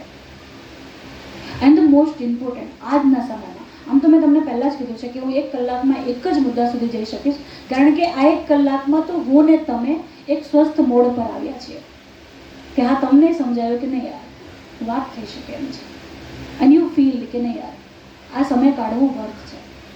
પણ નેક્સ્ટ ટાઈમ હું એવું ઈચ્છું છું, મારી એવી રિક્વેસ્ટ છે અને મારી છે એટલે આ તમામની છે, કુમાર ભવન, તમારા આચાર્યો, શિક્ષકો, આ તમામ વતી સંવાદ સેતુનો અર્થ એ છે કે હું વચ્ચે નીકળી છું. એટલે આ બધા તરફથી હું તમને કહું છું કે તમે ડિમાન્ડ કરો, તમે માંગો અને આપણે 2-2.5 કલાકનું મળીએ. તમે કંટાળશો ને એટલી તો ખાતરી, એની એ પ્રોમિસ હું આપું છું, કેમ કે એ મારી જવાબદારી છે. પણ કંટાળા માટે છે ને આપણે કોઈ ગામ વાર્તા જ નહીં કરવી. એક તો તમને શું લાગે, તમારું બાળક તમને એવું નહીં લાગતું કે તમને ઘણીવાર બ્લેકમેલ કરી રહ્યું છે? તમારા બનાવેલા તમને બનાવી રહ્યા છે. બાળકો આપણને બહુ બધું ભણાવે, મોટાએ ભણાવે, પણ બહુ બધું ભણાવે. એમાં અત્યારે મોબાઈલ, 2 વ્હીલર, પોતે તો ખબર નહીં કઈ જેલ લગાડીને હેર જેલ સેટ કરીને આવે. તમને એક વસ્તુ સમજાય છે કે તમે જોયું જ હશે, ખાલી આપણે આ વાત કરીએ એટલે તમને ક્લિયર, તમને લાઈટ થશે કે પહેલાં છે ને બાળપણ પછી તરુણાવસ્થા આવતી હતી, કિશોરાવસ્થા આવતી હતી, પછી યુવાવસ્થા આવતી હતી. આજે બાળપણ પછી સીધું લોકો એડલ્ટ બની જાય છે. એમને કોઈ ક્યુટ કહે ને નોમાવાળાને, એમને નથી ગમતું, એમને ઇન્સલ્ટ લાગે છે, એમને કૂલ સાંભળવું છે, એમને ડૂડ બનવું છે. હા, એવું કે તમે દીકરા ન કહો ને. એમને સિનિયર ટીચર્સ બિચારા તો એમને વડીલ જેવા લાગતા થઈ ગયા હોય, અને એમને તો એ બિચારા મર્યાદા રાખીને એને કંટાળો આપીને બેસતા હોય ક્લાસમાં. એમને યંગ ટીચર જોઈએ છે જે એમને એમના જેવડા લાગે છે પાછા. એમને અમારી ને એમની એજમાં તો ગેપ જ નથી લાગતો. એટલે હું તો હંમેશા જ એમની સાથેના લેક્ચર પછી એમને કહું છું, હું તમારી મિત્ર નથી જ. હું તમારી મિત્ર બનવા પ્રયત્ન કરી જ નથી રહી. અને તમે યાદ રાખો કે હું તમારી મિત્ર નથી. આઈ એમ જસ્ટ અ કાઉન્સેલર. અને તમે ઈચ્છો તો હું તમારી મેન્ટોર બની શકું, પણ હું તમારી મિત્ર નથી. એ એડલ્ટ થઈ જવું છે એમના. અરે જ્યારે ફેરવેલ હોય કે કોઈ ફંક્શન હોય, એ જે કપડાં પહેરીને આવે ને, હું તો ટીચર સાથે કહું કે હું તો એમને જોવા એટલે આવું છું કે મને બેસ્ટ ડ્રેસીસની વેરાયટી મળે છે. 12મા વાળા બ્લેઝરમાં જ આવે, તો તમે હું ક્યારે ગયા હતા? એટલે હું તો એમને એવું કહું છું કે દોસ્ત, મારી ને તમારી વચ્ચે કોઈ પેઢીનો ગેપ નથી રહ્યો. પણ એની વાત આજે સૌથી વધારે, આજે જેટલા મોટિવેશનલ સ્પીકર્સ છે માર્કેટમાં, આટલા ક્યારે હતા પહેલા? છતાં તમને લાગે છે સમાજમાં કોઈ ફરક પડી રહ્યો છે લૂંટાવા સિવાય? કેમ નથી? કેમ નથી? એનું કારણ છે. એનું કારણ એ છે, આમ તમારો મોબાઈલ બગડે તો તમે સૌથી પહેલા કોને બતાવો? કોને બતાવો છો? છોકરાને. એને જ બતાવો છો. સરખું કરી આપે એટલે એ છોકરાને ખબર પડી ગઈ કે મોબાઈલમાં 2માંથી વધારે નોલેજ કોની પાસે છે? એની પાસે છે. એટલે મોબાઈલની વાતમાં તમારું એ સાંભળે. હવે તમે એને મોબાઈલમાં કઈ વસ્તુ વાપરી, તમને લાગે છે કાન સુધી અવાજ જતો હશે? ના જાય. કેમ કે તમે એને સાબિત કરી દીધું છે અને એ જાણી ગયો છે કે તમારા કરતાં ટેકનોલોજીની બાબતમાં એની ડિગ્રી વધારે છે. તો તમને જે આવડતું નથી એની એને ખબર પડી ગઈ છે ને, એટલે જ સાંભળતું નથી. આમાં એવું છે કે જે લોકો જે કર્યું નથી કામ અને એવી સલાહો સમાજમાં આપવા નીકળે તો એની સમાજ ક્યારેય ગ્રહણ કરતો નથી. એન્ટરટેનમેન્ટ માટે સારું લાગતું હોઈ શકે. આપણું કન્સર્ન એ નથી કે સારું લાગે. આપણું કન્સર્ન એ છે કે સારાની સાથે સાચું હોય. એટલે હું પહેલેથી માની છું કે તમને એડવાઇસ આપવાનો મારો કોઈ અધિકાર નથી. તમારી જગ્યાએથી તમે જે સફર કરો છો એની તમને જ ખબર છે. અને ઇન્સ્પિરેશન એ તમને તમારી સ્ટ્રગલ આપી દે છે. કેમ કે તમારે 1 કલાક 1.5 કલાક કાઢવા માટે તમારે બીજું બહુ બધું ગોઠવવું પડે છે. આઈ રિસ્પેક્ટ ઇટ. મને એનો પૂરો આદર છે. અને એટલા માટે મને જીવ અદ્ધર થતો હોય કે આ 8:30ની જગ્યાએ 9:30 કર્યો. શરૂ કરતો તમે શરૂ કરતો કેમ કે તમે મારી મિનિટ કાપી રહ્યા છો અને આમની કાપી રહ્યા છો. એટલે નેક્સ્ટ ટાઈમ જ્યારે મળીશું ને ત્યારે ડેફિનેટલી ટાઈમ પર જ શરૂ કરશું. તમે ટાઈમ કરતાં 5 મિનિટ વહેલા જાઓ છો અને ટાઈમ પર જ પૂરું કરીશું. કેમ કે તમારે બીજાય કામ હોય છે અને બધું ખેંચાય એના કરતાં ટાઈમ પર કરશું. તો આ જે છે, આજે હું એમને કહું છું કે તમે આ મોબાઈલ ના વાપરો, ત્યારે મને ખબર હોય છે કે આમને એવું થશે કે તમે પોતે નહોતા વાપરતા. એની આંખમાંથી સવાલો દેખાતા હોય છે. એટલે હું પહેલાં સાબિત કરું છું મારી જાતને કે મારી આખી કોલેજ લાઈફમાં મેં નક્કી કર્યું હતું જાતે કે હું જીન્સ પણ નહીં પહેરીશ. હું મારા જાતે સીવેલા કપડાં પહેરીશ આફ્ટર 10th. અને 15 વર્ષ પછી જો હું મારી કમાણીએ ના ભણી શકું તો હું માનીશ કે મારી યોગ્યતા જ નથી ભણવાની. અને આ બધું જ કુદરત તમને મદદ કરતું હોય છે. આ બધી શરતો પડાતી હોય છે. એકવાર છે ને મારા પેરેન્ટ્સ, જ્યારે હું 10મામાં હતી ત્યારે, એમ તો મારું પ્રાઇમરી બિહારમાં પૂરું થયું છે. એટલે આજે કોઈ બાળક જ્યારે કોઈ મીડિયમ ચેન્જ કરે અને એને સ્ટ્રગલ થાય તો મને બહુ સાચી રીતે ખબર પડે છે. પણ મને ખબર હોય છે કે એટલું બધું પહાડ નથી જેટલું વાલીએ પહાડ બનાવી દીધું છે. તમે શેના માટે એની ઉપર દવા ખાવા માંડો છો? તમે તરસ કોની ઉપર ખાઓ છો? તમે જ્યારે આવું કહેવા માંડો ને, પણ મેડમ એમને બહુ હોમવર્ક હોય. અરે શેના માટે? વાલી આવે શું કે ટાઈમ ઓછો કરી દો ને. શેના માટે? તમે 24 કલાક કામ કરો છો. આજે જે લોકો લાખોનું પેકેજ લે છે ને, હું મારા ઘરમાં જોઉં છું, તમે તમારા ઘરમાં જોતા હશો. અરે વોશરૂમમાં બેઠા હોય તો લેપટોપ ઘણીવાર સાથે રાખીને બેસે છે. કેમ કે 1 મિનિટની એમના રિસ્પોન્સ પરથી એક કંપનીના કાયદા બદલાય છે. કોની ઉપર તમને તરસ આવે છે? તમને લાગે છે કે તમે બ્લેકમેલ શું કામ થાઓ છો? તમારા પૈસાનો મોબાઈલ તમે જે એના માટે ખર્ચી રહ્યા છો એનો વર્થ શું? તમારી મહેનતની વેલ્યુ તમને નહીં. રડે 2 દિવસ રડે, ના ખાય તો ના ખાય, કશું જ થતું નથી. અને આને હું તમને ઘટના કહું છું. આ બધું એમને એમ નથી આવ્યું. જ્યારે હું કહું છું બહુ જ જવાબદારીથી આ કહું છું. અમે જ્યારે બિહારથી ગુજરાત આવ્યા ને તો પહેલા વર્ષની પહેલી કોમ્પિટિશન અમને ખબર પડેલી શ્રીમદ ભગવદ્ ગીતાની, જ્યારે હું 6ઠ્ઠા ધોરણમાં હતી. અને વેકેશનમાં પપ્પાએ એવું કીધું કે તારે 3 અધ્યાય મોડે કરવાના, 12મું, 15મું અને 1લું. તો દરરોજનો નિયમ હતો કે 10 શ્લોક રોજ મોડે કરવાના તો જ જમવાનું મળશે. મારાથી જિંદગીમાં એક પણ ઉપવાસ થતા નથી, મારાથી ભૂખ્યું રહેવાતું નથી, મને ખબર પડી ગઈ છે. એટલે હવે હું એની ઉપર જબરદસ્તી કરતી નથી, હું ખાઈ જ લઉં છું. મને ખબર છે કે હું ના ખાઉં તો મારું મગજ કામ કરતો બંધ થઈ જાય. અને એટલે હું છોકરાઓને પણ કહું છું, મારા સાથેના સ્ટાફ મિત્રોને ખબર છે કે હું જ્યારે ટીચરમાં હતી ત્યારે હું 7:30 5 મિનિટ વહેલી એટલે આવતી હતી કે હું રોટલી શાક ખાઈ શકું 5 મિનિટમાં. કેમ કે આને ન્યુરોન ના મળે તો તમારી સ્ટેબિલિટી જતી રહે. અને આને ગજબ એનર્જી આમાં જોઈતી હોય છે. જ્યારે તમે બહુ જ હોશપૂર્વક કોઈ વાત ડિલિવર કરતા હો તો તમારી પૂરી ઉર્જા એમાં હોય છે.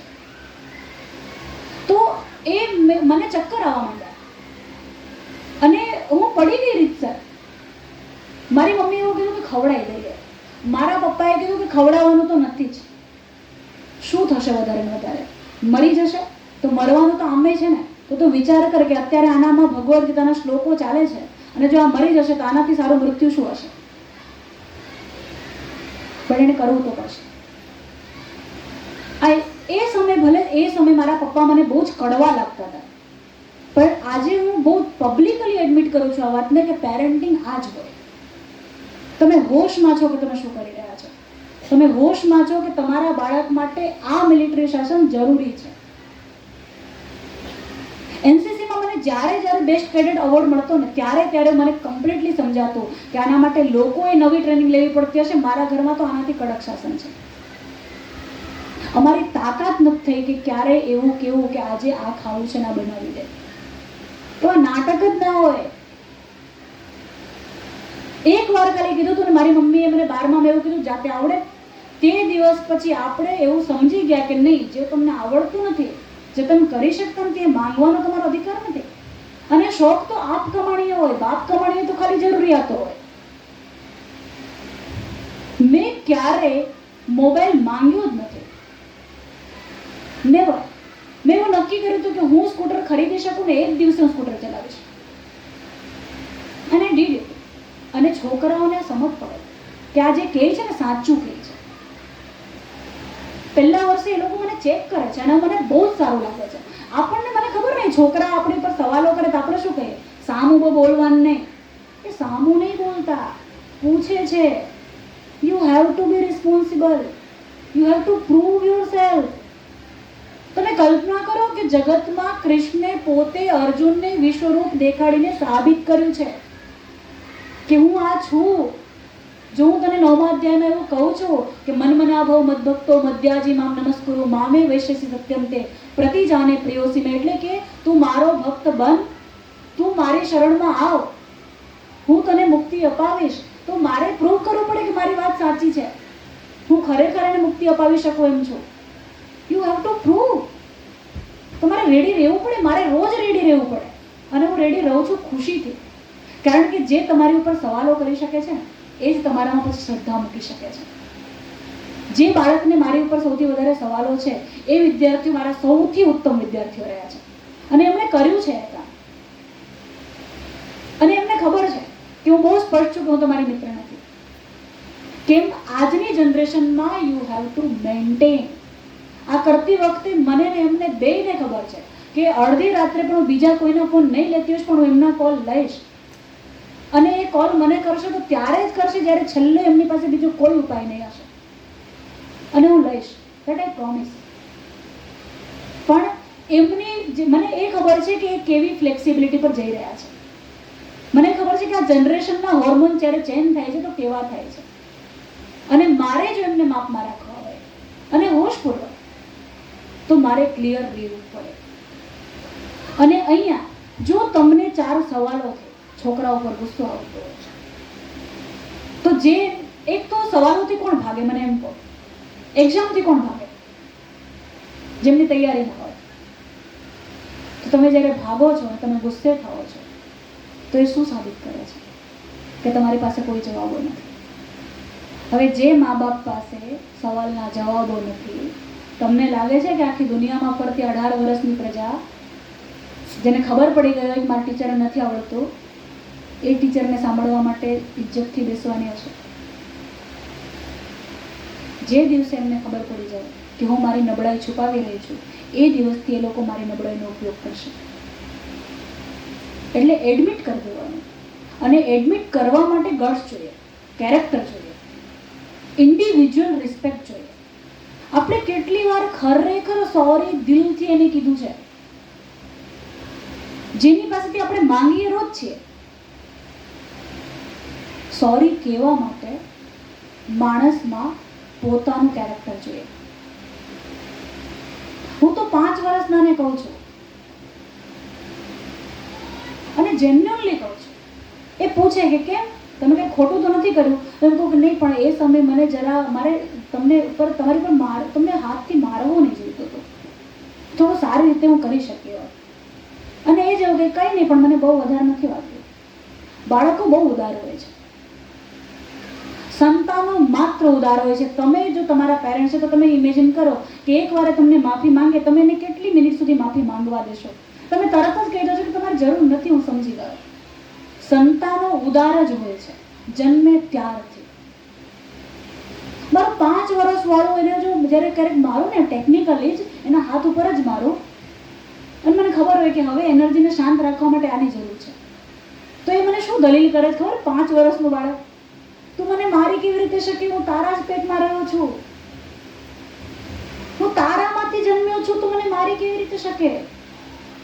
એટલે તારે હવે અસલી મમ્મી બનવું છે કે નકલી મમ્મી બની જવું છે? આ તો દલીલો છે 5 વર્ષના. મજા આવે સાંભળવાની, ગિલ્ટ જમવાનું જ આવે. એ અપરાધ થોડી કર્યો છે. મને ખબર છે કે એક અડધી કલાક રડીને એનર્જી નીકળી જાય. એનું કારણ છે કે એનર્જીની ચેનલાઇઝ કરવા માટે બીજા પણ રસ્તા છે. કે એને પબ્લિકલી, પહેલાં શું મેદાનમાં છોકરા રમી શકતા, આજે ફ્લેટમાં રહેતા આપણે હું જો અમારી જેમ ઘણા બધા હશે ને કે એમની સિંગલ રિસ્પોન્સિબિલિટી હશે, ઘણાના હસબન્ડ બીજે નોકરી કરતા હશે, તો એ છોકરાને તો આપણે મૂકી નથી શકતા મેદાનમાં ખુલ્લેઆમ. તો શું કરીએ?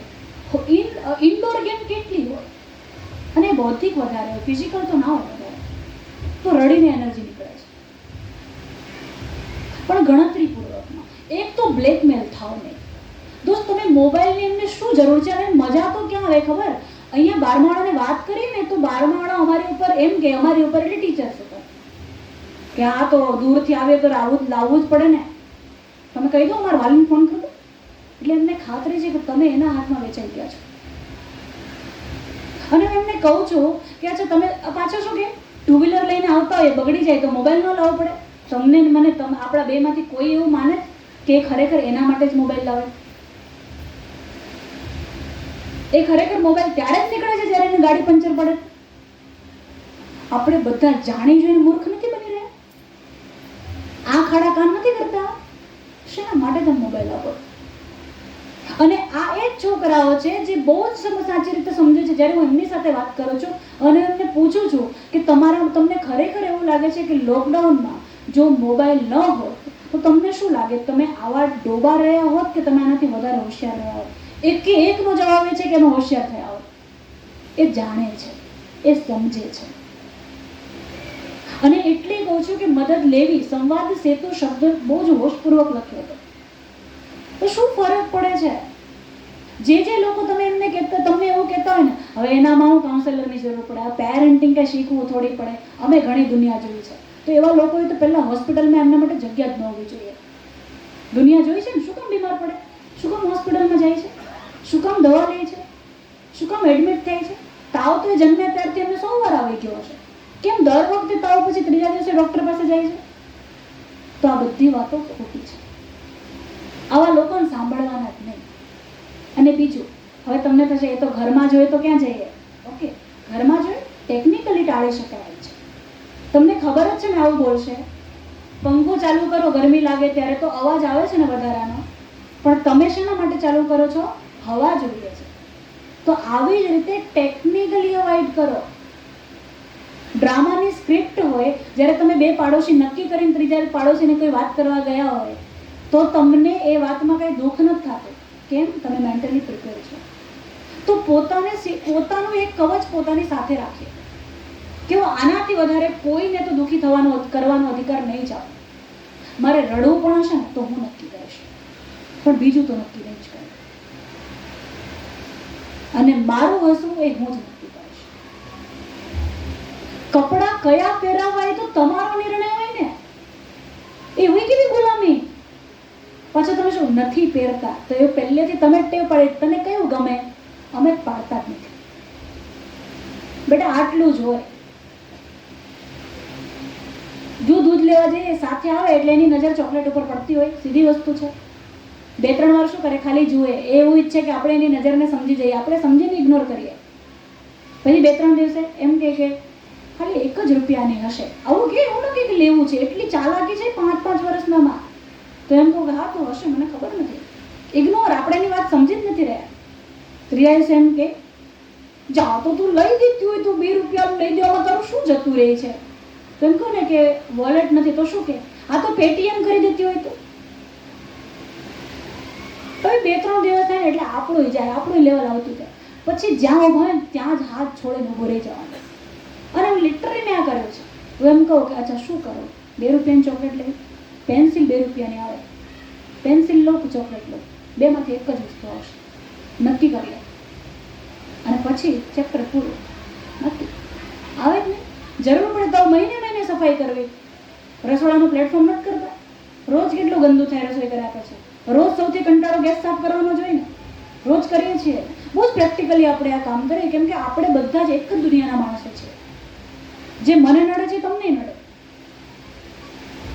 તમને સ્કૂલે છૂટે જેવું લાવવાની જવાબદારી હોય તો હમણાં જે પેરેન્ટ્સ મિટિંગ કરી હતી તો 3:50 છૂટવાનો ટાઈમ રાખ્યો હતો. પછી શિક્ષક ઊભા થયા આભાર વિધિ કરવા માટે. મને દેખાયું, મેં કીધું આપણે આભાર વિધિ નથી કરવી, કેમ કે 4 વાગે પહેલા તમારે પહોંચવું છે ને મારે પહોંચવું. કેમ કે મારા વાળા એવું કહે છે 4 વાગે લેવા આવી જશે, 4 વાગે મિટિંગ ન રાખતી. તમારું એવું કે તો આપણે અલગ જમીનમાંથી તો છીએ નહીં દોસ્ત. હા, એની કેળવણીની રીત અને થોડી સમય સંજોગો અને એમાં પોતાની સમજ જુદી રહી હોય. તો જ્યારે હું કહું છું, આ વાત મને સમજાઈ ગઈ હતી જ્યારે હું 8મા માં હતી કે હું જઈશ તો એજ્યુકેશન ફિલ્ડમાં, અને જે મેં નથી કર્યું એ કામ હું કહીશ તો મને કોઈ સાંભળશે નહીં, કોઈ ફરક અસર નહીં પડશે. તો આખી કોલેજ લાઈફ મેં જીન્સ ના પહેર્યું એના માટે પેરેન્ટ્સ પણ જવાબદાર હતા, કારણ કે એ કડક હતા અને એ કડકાઈ જરૂરી હોય છે. એમને નથી ખબર પડતી પણ તમને તો પડે છે ને. એમને નથી ખબર પડતી કે હું શું કામ એવું કહું છું કે તમારી મિત્ર નથી, પણ મને તો ખબર પડે છે ને. આ એના જેવું છે કે તમે તરત જ મેરેજ કરીને ગયા હો ને એ સમયે તમારું કોઈ પોતાનું નજીકનું સગું આવે તો તમારી આંખોમાં જે આંસુ આવે ને એ એટલા માટે નથી આવતા કે એને સમજ પડે, પણ તમને સમજ પડે કે એ કનેક્શન શું છે. એટલે કડક હોવું એ પણ એક જવાબદારી છે. એ લોકો આલિયા ભટ્ટ જ બની જવું બધી છોકરીઓએ, અને બધા છોકરાએ કાર્તિક આર્યન જ બની જવું, એમને રણવીર કપૂર જ બની જવું, એમને નીચે રહેવું જ નથી. તો એમના કપડા પર કેટલો ખર્ચો કરવો એ તો તમારો અધિકાર નથી. શું કામ આપવાના? અને એક વાત કે કઈ રીતે નહીં આપવાનું, થોડો ટાઈમ ઉપર રહે છે પણ હવે 10:30 થઈ જશે. એક વાત કરી લઈએ, જે સૌથી મોટી સમસ્યા એ થાય છે કે એક તો કે ઓલવેઝ પીપલ સેઝ કે છોકરીઓએ આટલું ધ્યાન રાખવાનું, મજબૂત બનાવો, આમ કરો તેમ કરો.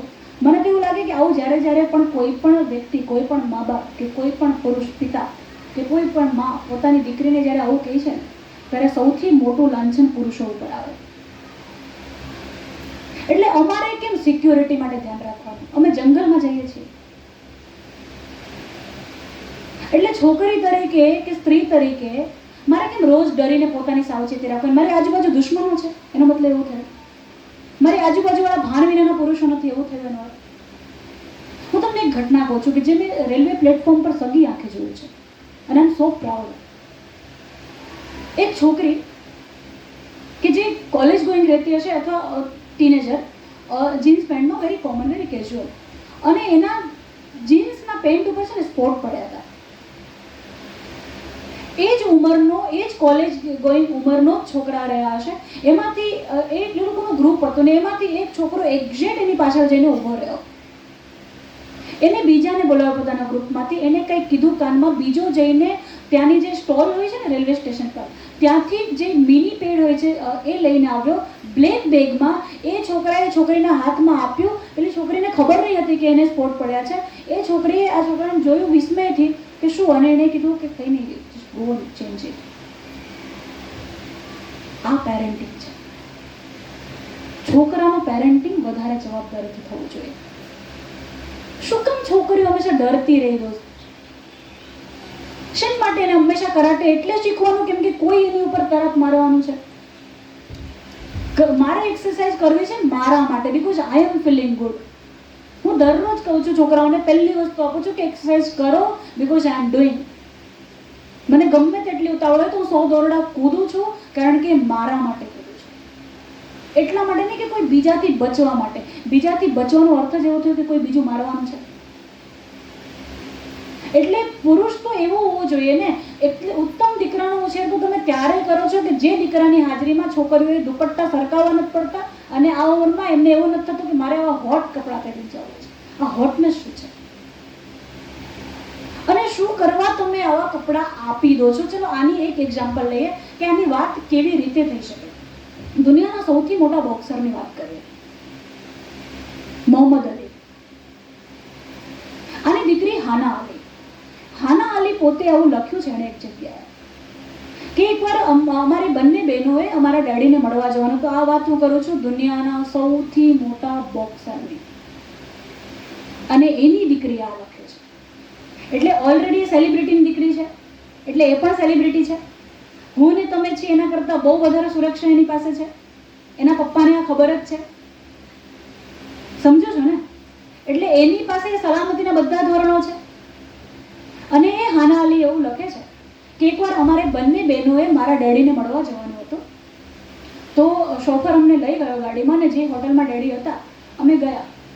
પહેલી વાર મેં વ્હાઇટ ટોપ અને બ્લેક મિની સ્કર્ટ પહેર્યું હતું, અને આટલા રિવીલિંગ કપડાં મેં આજ સુધી મારા ડેડની સામે નહોતા પહેર્યા. તો હું અમે ગયા, અને એઝ યુઝ્યુઅલ મારા ડેડ બારણાની બહાર હતા અમને ચોંકાવવા માટે, અને એમણે અમને ચોંકાવ્યા. પછી અમે બંને અમને વળગીને અમને બહુ વાલ કર્યો, અને મારા પપ્પાની નજર મારા કપડાં ઉપર ગઈ. હું વાત કરું છું દુનિયાની સૌથી ફેમસ સેલિબ્રિટીમાંની એક, અને દુનિયાનો સૌથી ગ્રેટ બોક્સરની. એ બાપની કે જેનાથી આખી દુનિયા ડરે છે. એની પાસે પોતાના બાળકને આપવા માટે બધી જ સલામતી છે. હું એની જ વાત કરું છું. અને હાના અલી લખે છે કે મારા ડેડીએ મને ખોળામાં બેસાડીને કહ્યું કે દીકરા, મોતી ક્યાં મળે? તો દરિયામાં બહુ ઊંડે જઈને. સોનું ક્યાંથી મળે? બહુ ખોદકામ થાય ત્યારે. સૌથી મોંઘા ધાતુઓ ક્યાં મળે છે? બહુ જ ખોદકામ થાય, બહુ જ કાળજીપૂર્વક થાય ત્યારે. મોતી કાઢવા માટે, એને તોડવા માટે બહુ કાળજીથી કરવી પડે. આપણે આપણા ઘરને સૌથી કિંમતી વસ્તુ ક્યાં મૂકીએ છીએ? તો સૌથી અંદર. તો તારું શરીર અને તું આ બધી કિંમતી વસ્તુઓ કરતા બહુ જ વધારે કિંમતી છે. અને એટલા માટે દુનિયાનો કોઈ પણ પુરુષ તારા આત્માને અડ્યા વિના એવો અધિકારી નથી બનતો કે તારા પગનો નખ પણ જોઈ શકે. અને એટલે જ આવું પ્રદર્શન આપણે નથી કરવું.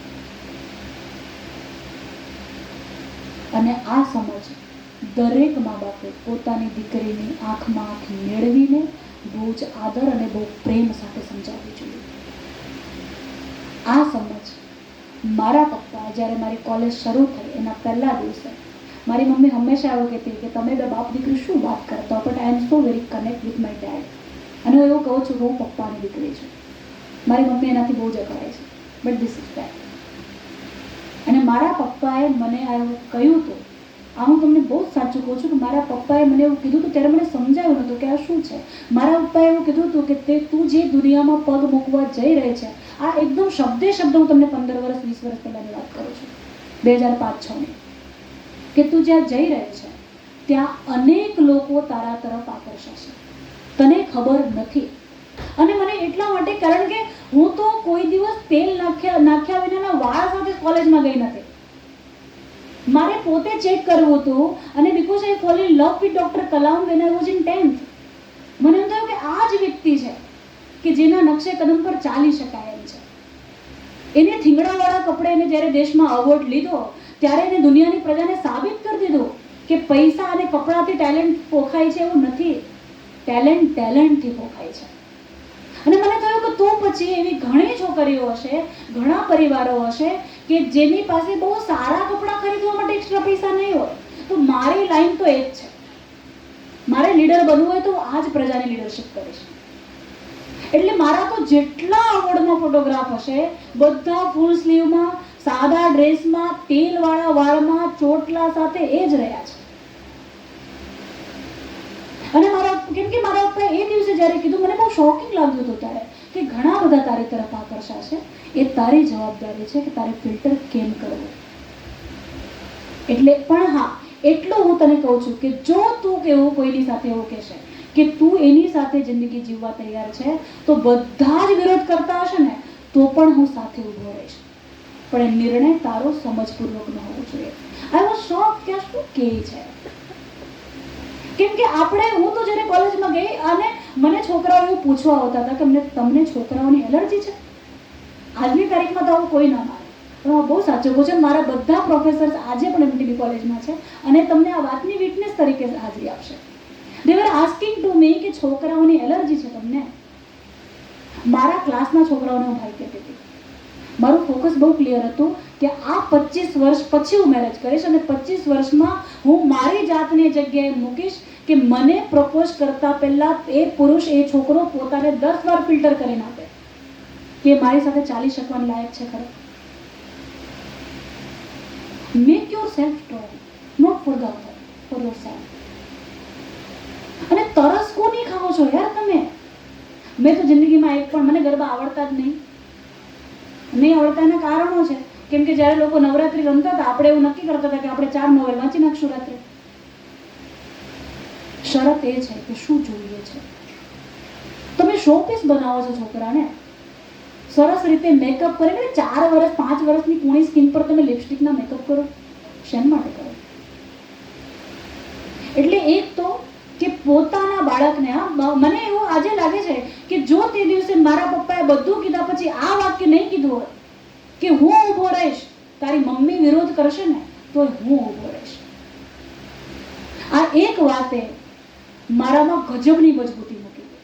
અને મેં મારા પપ્પાને કીધું હતું કે પપ્પા, બીજું બધું કરવાનો નિર્ણય મારો હશે, લગ્નનો નિર્ણય કોની સાથે કરવો એ નિર્ણય અને જવાબદારી બંને તમારી છે. બીજી બધો નિર્ણય હું જ કરીશ. શું ભણવું, ક્યારે ભણવું, કઈ કોમ્પિટિશનમાં જવું, કઈ જગ્યાએ જવું, બધું નિર્ણય મારો. પણ આ નિર્ણય અને જવાબદારી બંને તમારી છે. કારણ કે હું એક તબક્કે નક્કી કરીશ ને તો એ ખાલી 1 વર્ષમાં નક્કી થયેલું હશે, 1 વર્ષના મારા મૂડ ઉપર ડિપેન્ડેડ હશે. પણ તમે મને 25 વર્ષમાં મારી વીકનેસ જોઈ છે, એટલે તમને મારા કરતાં મારી વધારે ખબર છે. આ કન્સર્ન છે. આપણે છોકરાને જજ કરી દઈએ છીએ, તને કાંઈ ખબર નથી પડતી એટલે હું કહું છું એમ કર. એવું ના હોય. તમે ન્યાયાધીશ થોડી છો. કોણ સાચું ને કોણ ખોટું એ કોણ નક્કી કરશે? નક્કી કરવાના માપદંડો કયા, શું ખોટું ને શું સાચું છે એ આપણે નક્કી કરીએ. એટલે પહેલા મેં એમને પણ કીધું, એ લોકોએ દલીલ, છોકરાઓ પાસે કમ્પ્લીટ દલીલ છે, મોબાઈલ અમને પપ્પાએ આપ્યા છે. એટલે શું હોય છે? પૈસા અમારા મા બાપના, નિર્ણય એમનો. તમે કોણ કેવા વાળા મોબાઈલ ના વાપરો? ટોન હિડન આ હોય છે. અને સાચો છે, તમે પૈસા આપવા તૈયાર છો અને વાલી એવું કે હા તો કકડાટ કરતા ના આપી દઈએ છૂટા. વાલી આવું કે એટલે શિક્ષક તો બિચારો આમ જ બેક ફૂટ પર જતો રહે. કોની સાથે તમે સપોર્ટ માંગો છો? પાછા પેરેન્ટ્સ શું કે તો દૂરથી આવતો હોય ને આપવા પડે, માય ડિયર ફ્રેન્ડ, કાંઈ નો આપવા પડે. અને આ વાત હું એમને તો બહુ સ્પષ્ટ કહું છું કે દોસ્ત હું તો મેં બધી જ ચકાસણી કરી છે, બધા જ અખતરા કર્યા છે. 15 દિવસ એનસીસીના કેમ્પમાં ગયા હો.